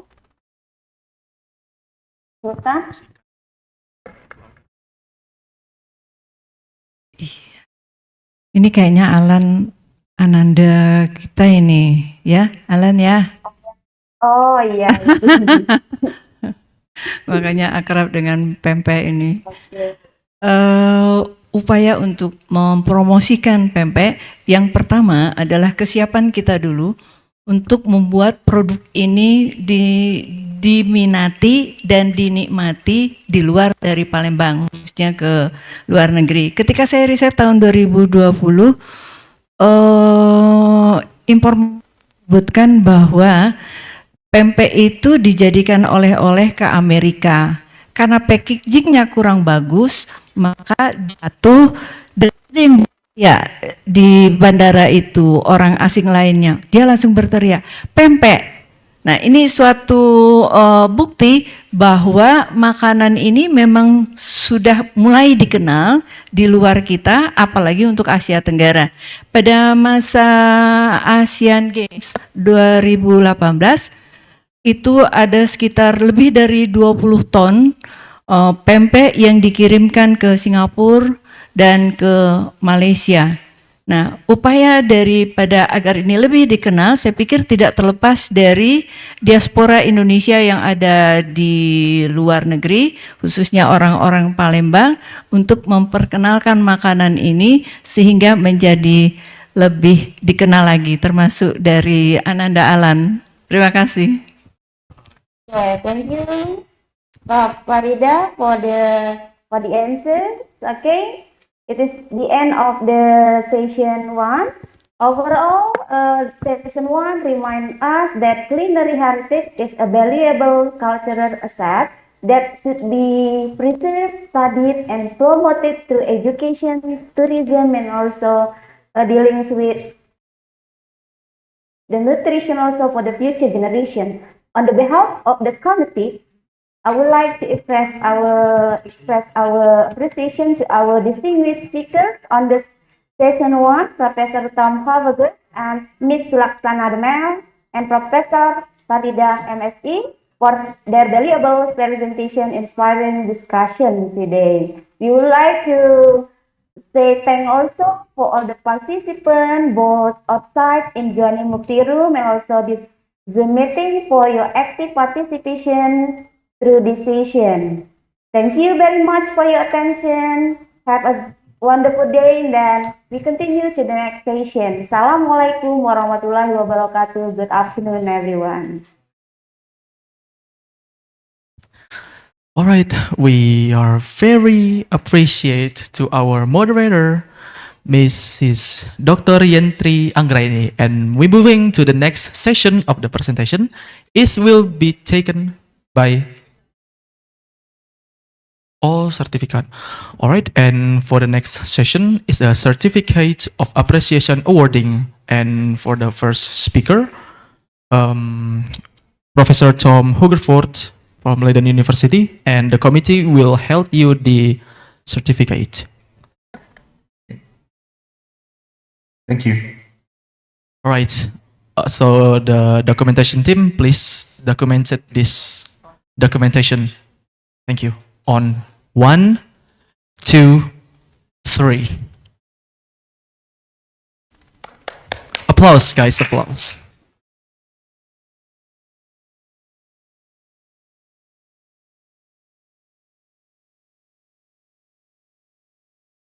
Okay, and for the next is a certificate appreciation for the second speaker called Sulaksana Demel, and for the documentation team, please.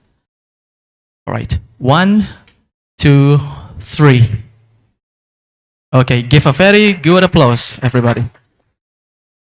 And for the next speaker is Professor Dr. Farida MSE. Please, for the operational team to uphold the certificate of appreciation, please. We move on to the next speaker.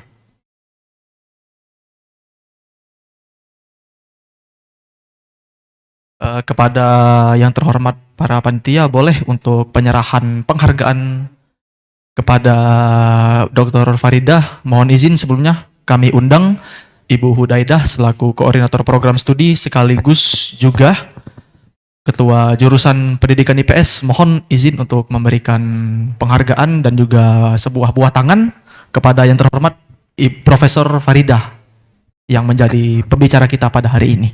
Boleh untuk tim Pubdoc.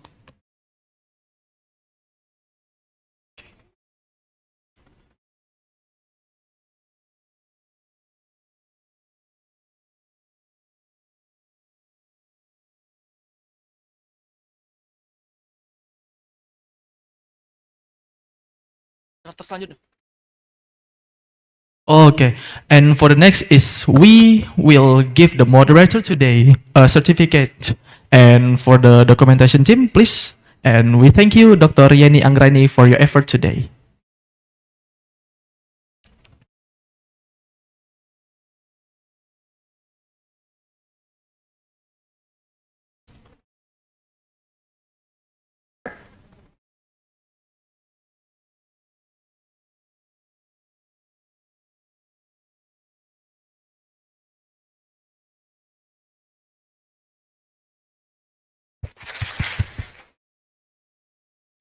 So, to all the audiences, we will proceed to the second session of our presentation that will be held by another moderator. And for the second moderator of the second session, we welcome Miss Sesi Paramita Liriska, SGZ, MGZ. The stage is yours.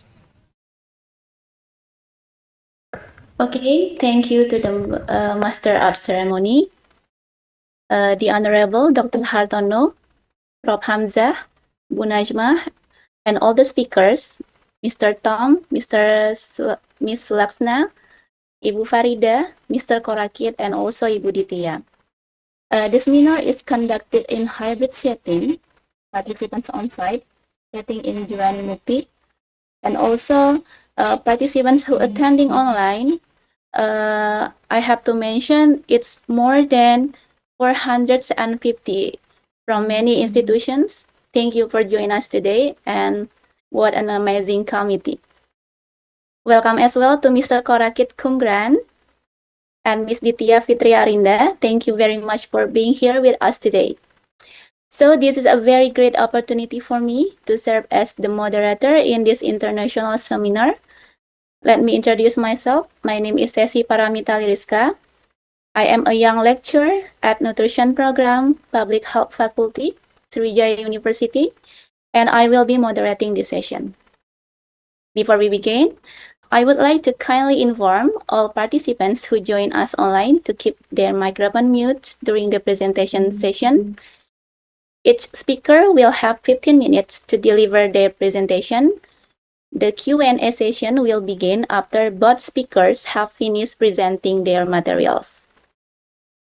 Okay, ladies and gentlemen, it is my honor to introduce our first speaker, Associate Professor Dr. Korakit Kumgran from the Department of History, Faculty of Social Sciences, Kazetsart University, Thailand.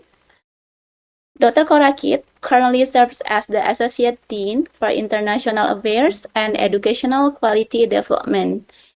He earned his PhD in Architectural Heritage Management and Tourism from Silpakorn University, Thailand, and also completed graduate studies in Asian Studies at Lund University, Sweden. His academic expertise focused on heritage tourism, cultural studies, Southeast Asian history, gender studies, and community heritage development. Throughout his career, he has published many related international research articles and conference papers. We are truly honored to have him with us today to share his valuable insight and perspectives. Please join me in warmly welcoming Associate Professor Dr. Korakit Kumgran. The time is yours. Okay, first of all, good afternoon, everyone from a rainy Bangkok. And of course, I'm so jealous of Tom because you have already tasted the food made by Najma. She has been with us at Keguruan University for almost a month, but we had no chance to try your food, Najma, and I hope that we could try your food very soon. Okay, since we have only 15 minutes, and I will try to give you an overview of what I have done in a book chapter. I have just finished a book chapter called Thai Food, Culture and Identity, Culinary Traditions as Historical and Social Practice. And this is just a brief introduction of the points that I'm talking about in the chapter. It might not go into details because we have a limited of time. So I would go to the introduction. Okay, I'm sorry. I go very fast. Okay. I shall move to this. This is a photo of the food that I consume with my family almost every day. Can any of you identify which one is really authentic Thai dish? I guess it might be difficult because some of the dishes on the table are quite similar to what you consumed almost every day. You probably eat boiled egg, fried fish, shrimp soup, or egg tofu soup, and the morning glory, stir-fry morning glory. I think it's very important that we understand, just like the three previous speaker mentioned about we shared culture, and culture could be learned through practice, through schooling, through knowledge transformation or something like that. And of course, what I'm talking today based on the two conceptual framework. The first one is the heritage study. I myself, along with many heritage scholars, believe that heritage is a verb, not a noun, which means human being just like us, we create heritage. Okay, and heritage is a business of consensus, which means heritage reflects differences and similarities. And of course, heritage reflects hierarchy and identity of groups of people. And if we take food, for example, food could be utilized as a tool to boost up economic development in a country, particularly in tourism campaign, which I will be showing you later on. Okay, and back to the concept of heritage, you will see the three terms that interconnected. To make, let's say, for example, to make one dish to be a national heritage, you could see the relationship between past, present, and future. Okay, this is the first concept that I taught in my chapter. And the second concept, I derived this concept from the cultural sociology. Most of the scholars in the food studies and gastronomy studies believe that food or cuisine is a knowledge system. What I mean by the knowledge system is that food organized tastes and techniques, just like many speakers mentioned before. And the cuisine could be learned through practice. Of course, in the history, we don't really have a record. Even we go to the archive, we don't see any like recipes of the food, but we learn to practice. And I agree with Tom that most of the food or the food process or to make food is transferred within the family, particularly for the female. Okay, and of course, food shapes proper behavior, and of course, food influenced by power and institutions. So you see the blue font on the screen. That is the main question that I asked in my chapter. How does Thai cuisine function as a system through which society produce and negotiate cultural meaning? Okay, to begin with, Thai history is quite long, might not be as long as the history of the Netherlands or the history of China, but let me begin with the history of Ayutthaya. Okay, many of speakers mentioned about the port cities, and Ayutthaya acted as an entrepot or the international trade hub during the 17th century.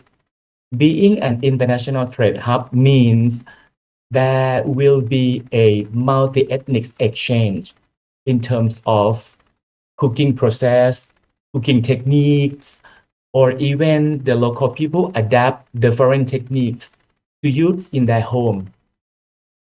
For example, we learn how to cook food by oil from China.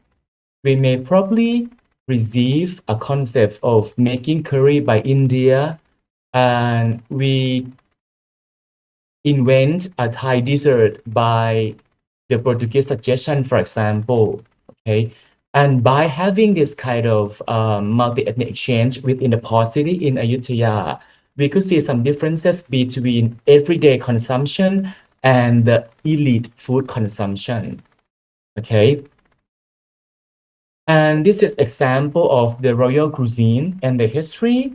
I derived this painting from a website indicate in the slide you may access by yourself later on. It is a mural painting from the Ratanakosin period or the 18th century at a temple in Ayutthaya, depict a traditional Thai way of dining.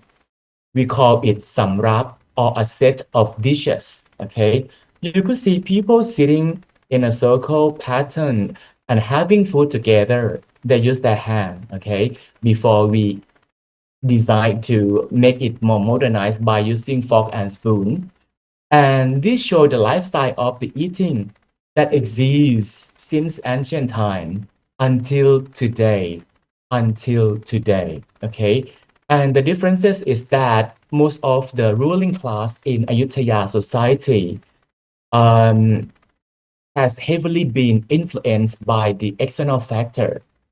For example, they import, for example, beer, wine, butter from the Western merchants and bring it into the court of Ayutthaya and preserved it only for the ruling class. But for the ordinary people, they consume what they can find in their area, and mostly fish, vegetable, and rice. Okay, and next, and the history of eating could go along like that until Thailand had changed from the absolute monarchy to be democracy in 1932. We call it a bloodless revolution, okay? And in this time of the Thai history, we could see that the reason why the leader of the People Party decided to change the political system because they want everyone in the country to be equal according to a concept of democracy, okay? And state reform shape modern eating habits as well and try to build up a national identity through food. And if we return to the previous slide, okay, in Ayutthaya, we could clearly see the differences between the ruling class and the ruled class. So the food after the revolution in 1932 served as a strategic plan to equalize people in the country. So there are three terms that the guy in the photo is one of the prime ministers of Thailand, Jomphon Porkhibunsongkram. He emphasized that the food each family should consume should be good, healthy, and proper. Good, healthy, and proper.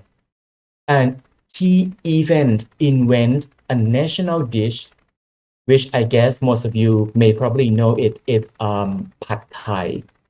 I don't know if how many of you know Pad Thai, but Pad Thai is an example of a nationalism created by that government. It's a state-promoted dish and a symbol of modernization because it is a hybrid food that bring different ingredients from different part of the country, and it reflects a different culture in one dish. And by the end of my presentation, I will be showing you a short video clip of how tourism authority of Thailand utilized Pad Thai to promote Thai culinary to the world. Okay, and this dish became globally recognized, and it became one of the most famous dishes in the world that most of the tourists would ask for. And I would like to invite all of you, if you have chance to visit Thailand, in any part of Thailand, you could find Pad Thai any place in the country. And apart from the Pad Thai, we still have like food or street food culture. Okay, and I would like to compare street food culture with the Singapore hawker culture. Okay, and because the lifestyle of people in Bangkok, mostly in Bangkok, has rapidly changed. Okay, it's economy driving lifestyle. They need to be very competitive, and everything getting more expensive, and time is very valuable for them. So street food became popular because it is very accessible, affordable, and it of course supports urban life, and it could reflect social interactions because people from different places join together, order for food, and having food together.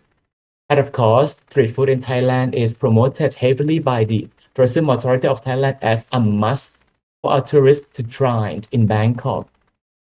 You could see this kind of two photos along the street in Bangkok. And of course, one of the famous places in Thailand is the Chinatown. And you could see the food 24 hours, 7 if you like. And talking about the globalization and adaptation, Thai cuisine, of course, now today, the globalization changed the lifestyle of people, the method of cooking, the recipes, okay? But that does not change the Thai cuisine core, okay? Thai cuisine adapts while preserving flavor, balance, and identity. It is very convenient and it is delivered by, the writers. Of course, we see a lot of foreign food influence, but Thai food is still subsidized by the government and promoted globally. As you can see the photo on your left-hand side, it is a government campaign we call Global Thai Cuisine Appeal, or the Thai government project to be the kitchen of the world. And adaptation does not mean change, but it means to preserve the identity of Thai food.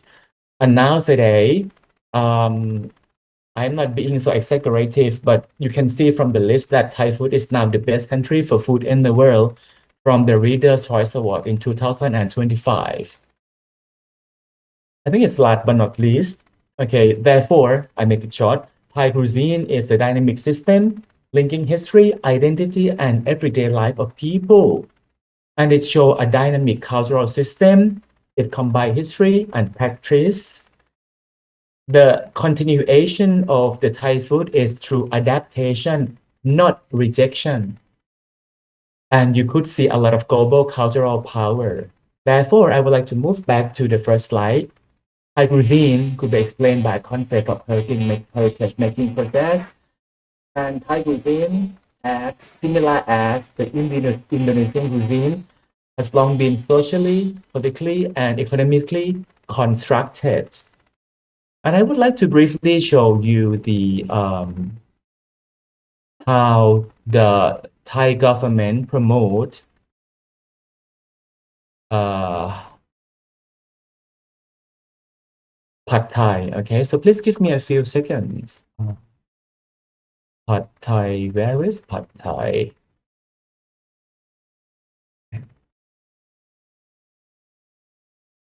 Yes, here. Share.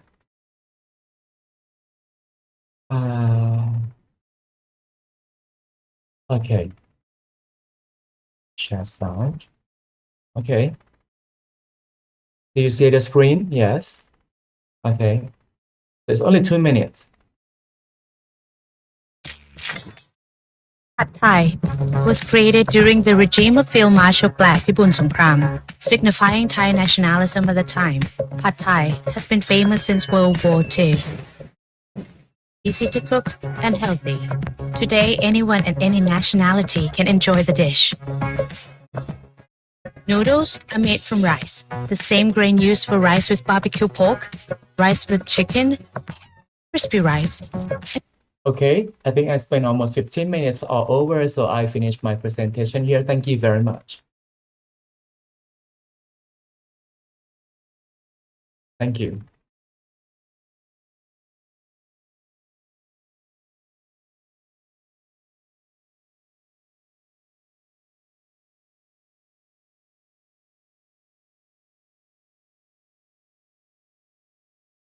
Yes, I have finished my presentation. Okay. Thank you, Mr. Korakit Kumgran, for the insightful and inspiring presentation. Through the presentation delivered by Mr. Korakit Kumgran, provided valuable insight into how food is not only a source of nutrition, but also a reflection of culture, identity, history, and society. Actually, Mr. Korakit, several weeks ago, our student made Pad Thai during International Culinary and Nutrition class. We also learned about Thai cuisine and also Asian cuisine in culinary and nutrition class. Okay, this session has shown us that culinary heritage continues to evolve while preserving cultural identity, making food an important bridge between the past, present, and future. Okay, now it is my pleasure to invite our next speaker to continue today's sessions. Please allow me to briefly introduce Ms. Ditya Fitria Arinda, SGZ MPH. Ms. Ditya, are you here with us today? Yes, Miss Ceci. Okay, Hello, good afternoon. good afternoon, Miss Ditya. Okay, Miss Ditya Fitria Arinda, SGZ MPH, is a lecturer, researcher, and dietitian on nutrition program, Faculty of Public Health, Sriwijaya University. She also research focus on functional food development from local resources, nutrient composition analysis, and community nutrition. She has published several scientific papers in the field of nutrition and public health and has actively participated as speaker, presenter, facilitator in the national and international academic activities. Please join me in warmly welcoming Ibu Ditya Fitria Arinda, SGZ MPH. The time is... Okay, thank you, Miss Ceci, for being me the moderator in this session. I would also like to express my gratitude to the Dean and all leaders of the Nutrition Study Program, Faculty of Public Health, and the Subdirectorate of Internationalization, Universitas Sriwijaya, for giving to me this valuable opportunity to share our experiences from our community service project and preserving South Sumatra traditional foods. Good afternoon, everyone. Good afternoon, all distinguished participants. It is a pleasure to be here with you today. On this special occasion, my name is Ditya Fitri Arinda. Today, I would like to present about Palembang heritage food, the inside story. And this is a bit information about personal profile as previously mentioned by moderator. Next.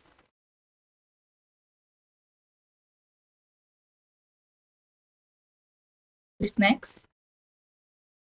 Okay, before we dive deeper into Palembang heritage food, I have a quick question for all of you. Are you similar with this food? What do you think the main ingredient is? This food, yeah? I think it's made from flour and protein. Yes. Okay. And this would actually very similar to traditional fruit from Palembang, South Sumatra, Indonesia. And next. Do you know what this food?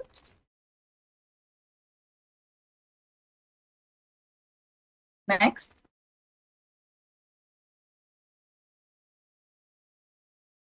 How about these foods? Are you recognize them? What are they? Absolutely, Miss Ditya. Yes. South Sumatra cuisine, such as pempek and mie celor, actually shares many similarities with Southeast Asian foods that we discussed earlier. Dishes in Asia are closely connected through history, trade, culture, and geography. Next.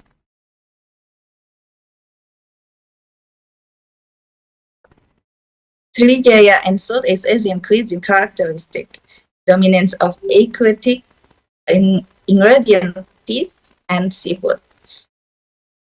Exhaustive use of coconut milk and create rich and creamy texture.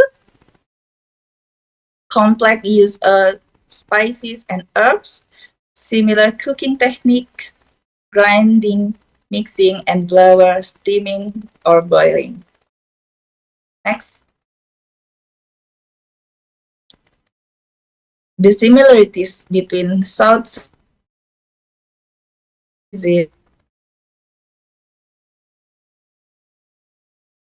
several related factors. For example, available of common ingredient, fish, seafood, and coconut. Historical maritime trade routes since the era of Sriwijaya Empire. Next. Okay, many traditional food from South Sumatra, especially snack from Palembang, besides pempek and mie celor, are starting to be forgotten. Therefore, preservation efforts are needed to protect and maintain this culinary heritage. We create a movement to preserve traditional food from Palembang through several activities. The final result in this book, entitled Palembang Heritage Food, The Inside Story. Here, the three reasons why we need to preserve the traditional culinary. First, the rapid change our eating habit in the modern era. People tend to consume instant or fast food in order to look fancy and ignore nutrition. Second, many young generation today include youth students forget about the existence of highly nutrition traditional culinary.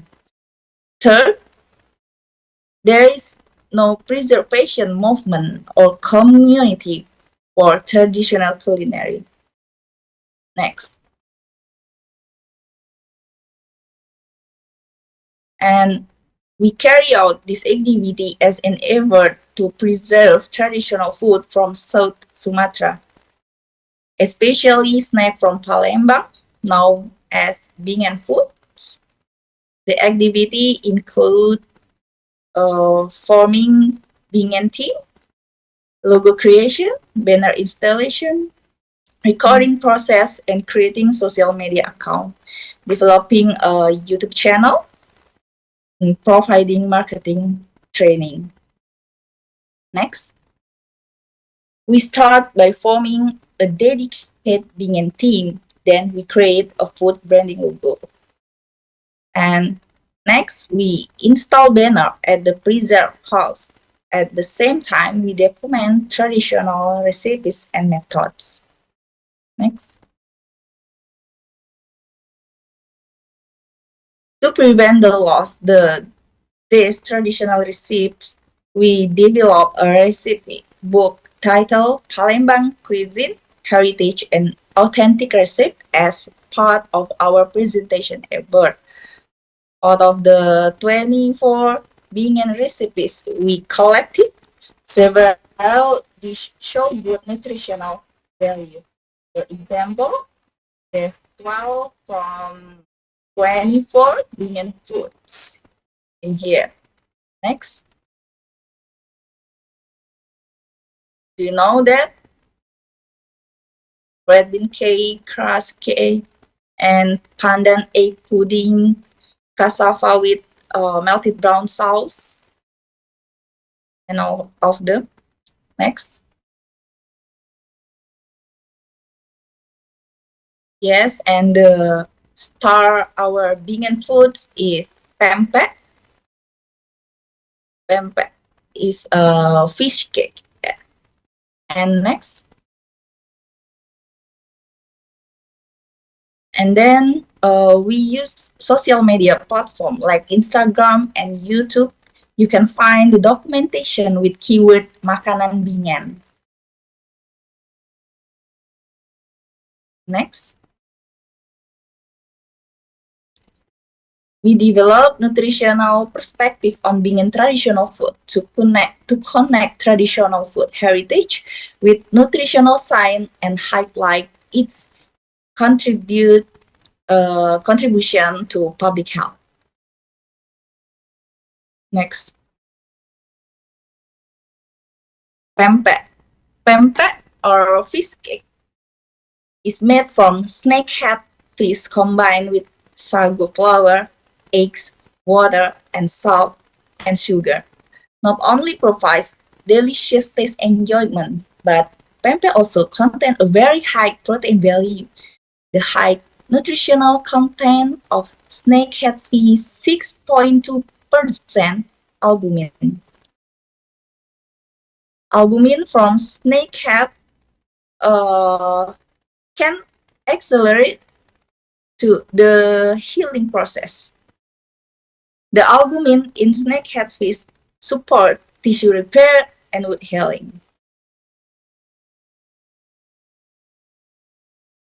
And then next.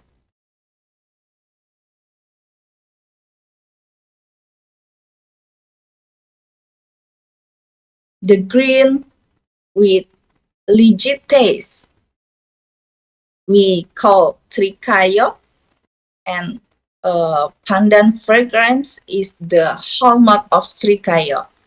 This cake doesn't not contain flour, not just only sugar, pandan, eggs, and coconut milk. It tastes sweet, savory too. Although the ingredient looks easy, eggs contain iron, which play a role in the formation of red blood cells, so that it can reduce the risk of anemia. When compare the standard snack calorie recommendation, next, based on recommended dietary allowance, which is around 150 until 200 kilocalories, pempek generally tend to be less in recommended dietary allowance range in calories. But depending on portion size and preparation method. And Sriwijaya contains 154 kilocalories nutritional value falling within the recommended dietary allowance range. Sriwijaya can still contribute positively to nutrition intake, particularly for children and adolescents who are the growth phase, as long as it is consumed in the length portion due to its relatively high sugar and fat content. And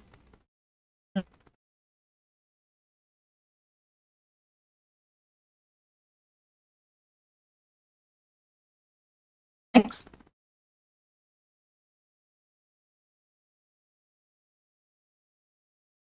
And another comparison between klepon and kumbu.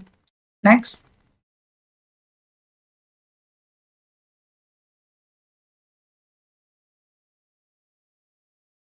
Okay. Next.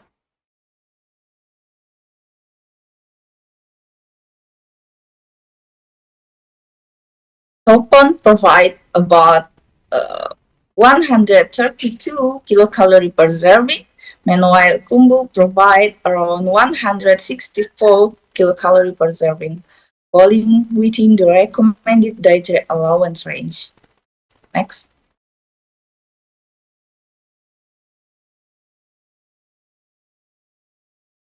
In conclusion, this being and food preservation movement has created a positive impact in documentation, promotion, and community service.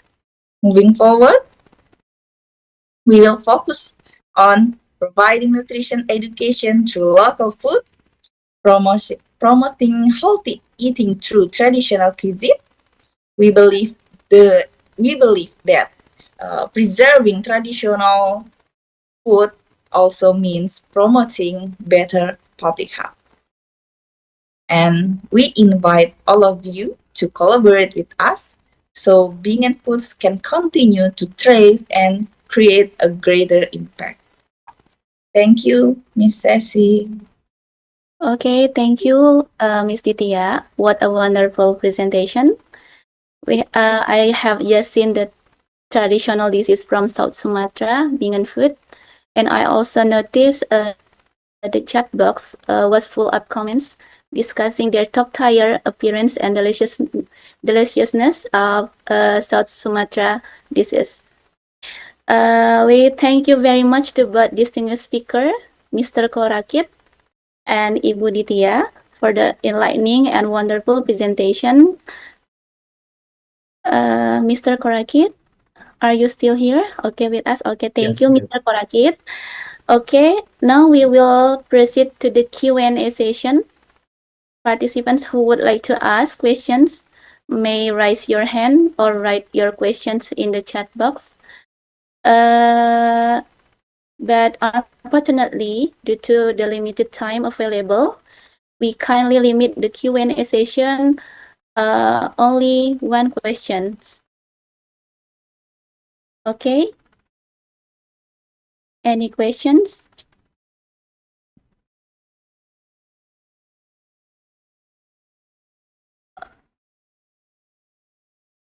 Excuse me, moderator, there is someone asking in the building, please. Oh, okay. Okay. Before you ask, please mention your name and institutions and indicate to whom the questions is addressed before asking your questions. Please. Baik, Assalamualaikum warahmatullahi wabarakatuh semuanya. Let me introduce myself. My name is Al-Hafiz Rasya Ramadan, and I'm a historical education student at Sriwijaya University. I have a question, Prof. Korakit. Are there any manuscript of historical stories about Indonesian foods influencing cuisine in Thailand, considering that Thailand had connection with the Sriwijaya Kingdom and a later during the Islamic period? Thank you, Prof. Korakit. Okay, thank you very much for your questions. You are asking about the interconnection between the ancient kingdoms of Sriwijaya in Indonesia and another Sriwijaya in the southern part of Thailand, right? And you asked about the influence of Islamic culture into the Thai society.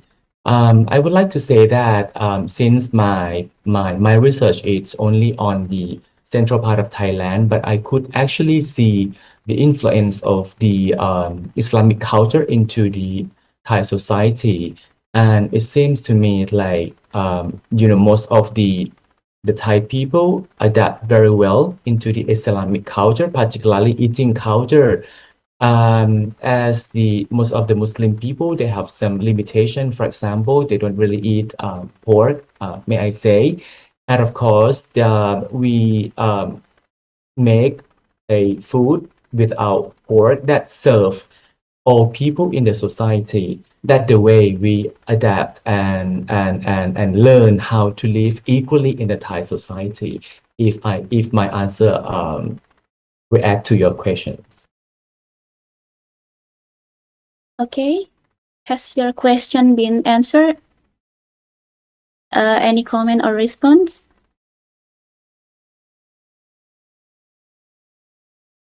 Okay, thank you, Ms. Korakit. We have so many questions as expected. I already asking to the committee one final questions. Is it allowed to one final questions? I saw Felicia raise hand before. Where is Felicia?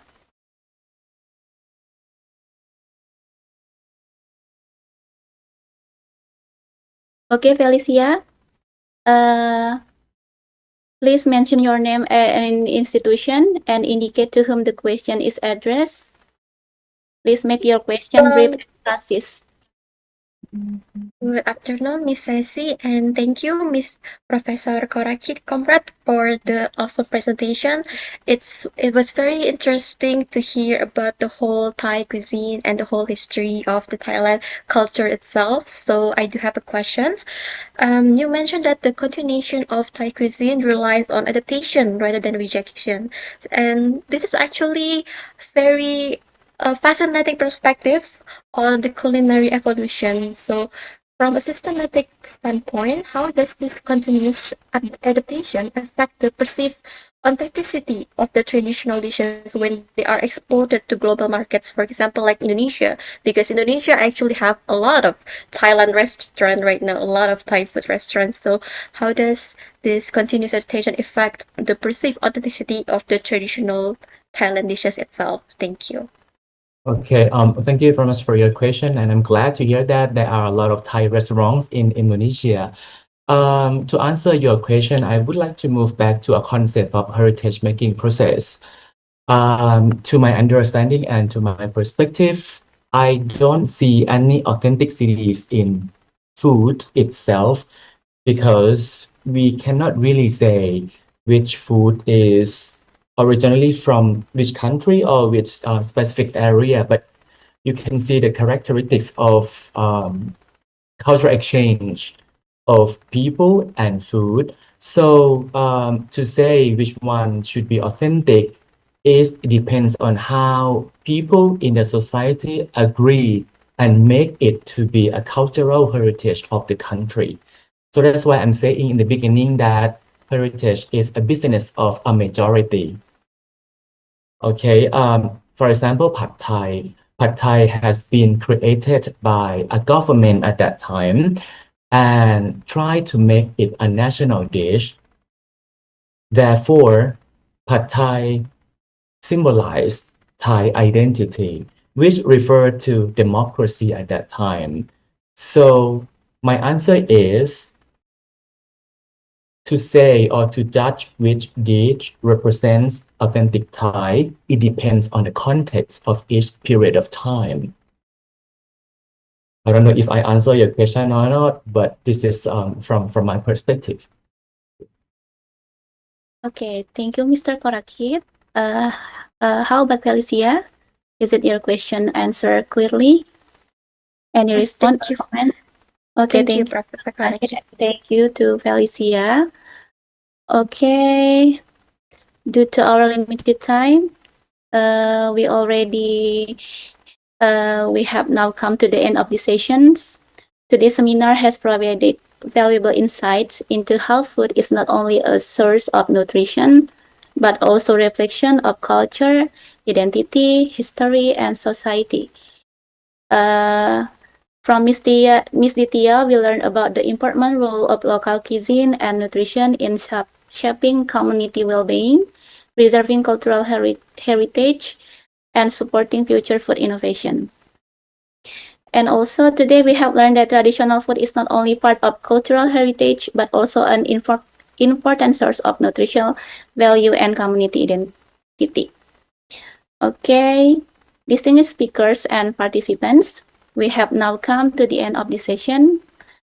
As mentioned earlier by Ibu Najma as Subdirectorate of International Relations, we hope this international guest lecture provided meaningful insights and will be the starting point of future collaboration, joint research, visiting professor, joint publication, and joint supervision in the fields of culinary heritage, tourism, nutrition, public health, and cultural studies.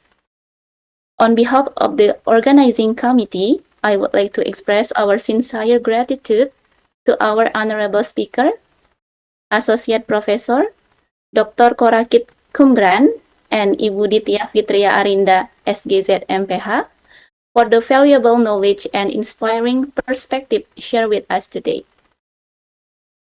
I would also like to thank all the participants for your active participation, both on-site in Juani Mukti and also online, for your participation and enthusiasm throughout the session.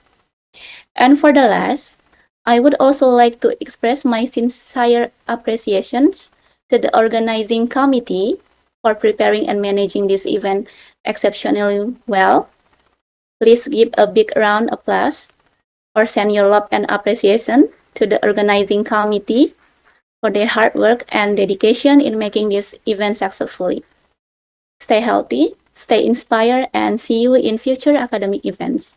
I am Ceci, I'm sign out, and now I would like to hand over the session back to the Master of Ceremony. Thank you. You're welcome. On behalf of Sasi Paramita as the second mod. Check. And now we arrive to the awarding of certificate appreciation to our first speaker, Association Professor Dr. Korakit Kumgran, PhD. Okay, please, the documentation team on 3. Okay, 3, 2, 1. Okay. And for the next speaker is the certificate of appreciation that will be held to Mrs. Ditya Fitri Arinda, SGS MPH. Okay. 2, 1. And for our extraordinary moderator today that will already presented good timing management, we give Sasi Paramita as the second moderator a certificate of appreciation.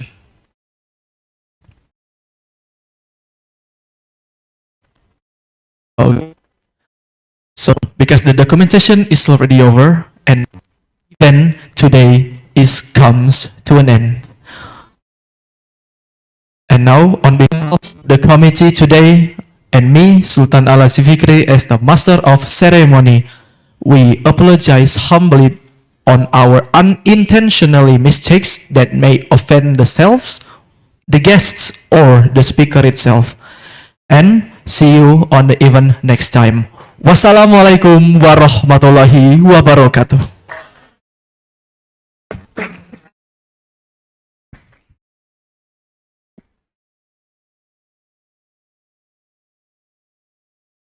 Mm-hmm.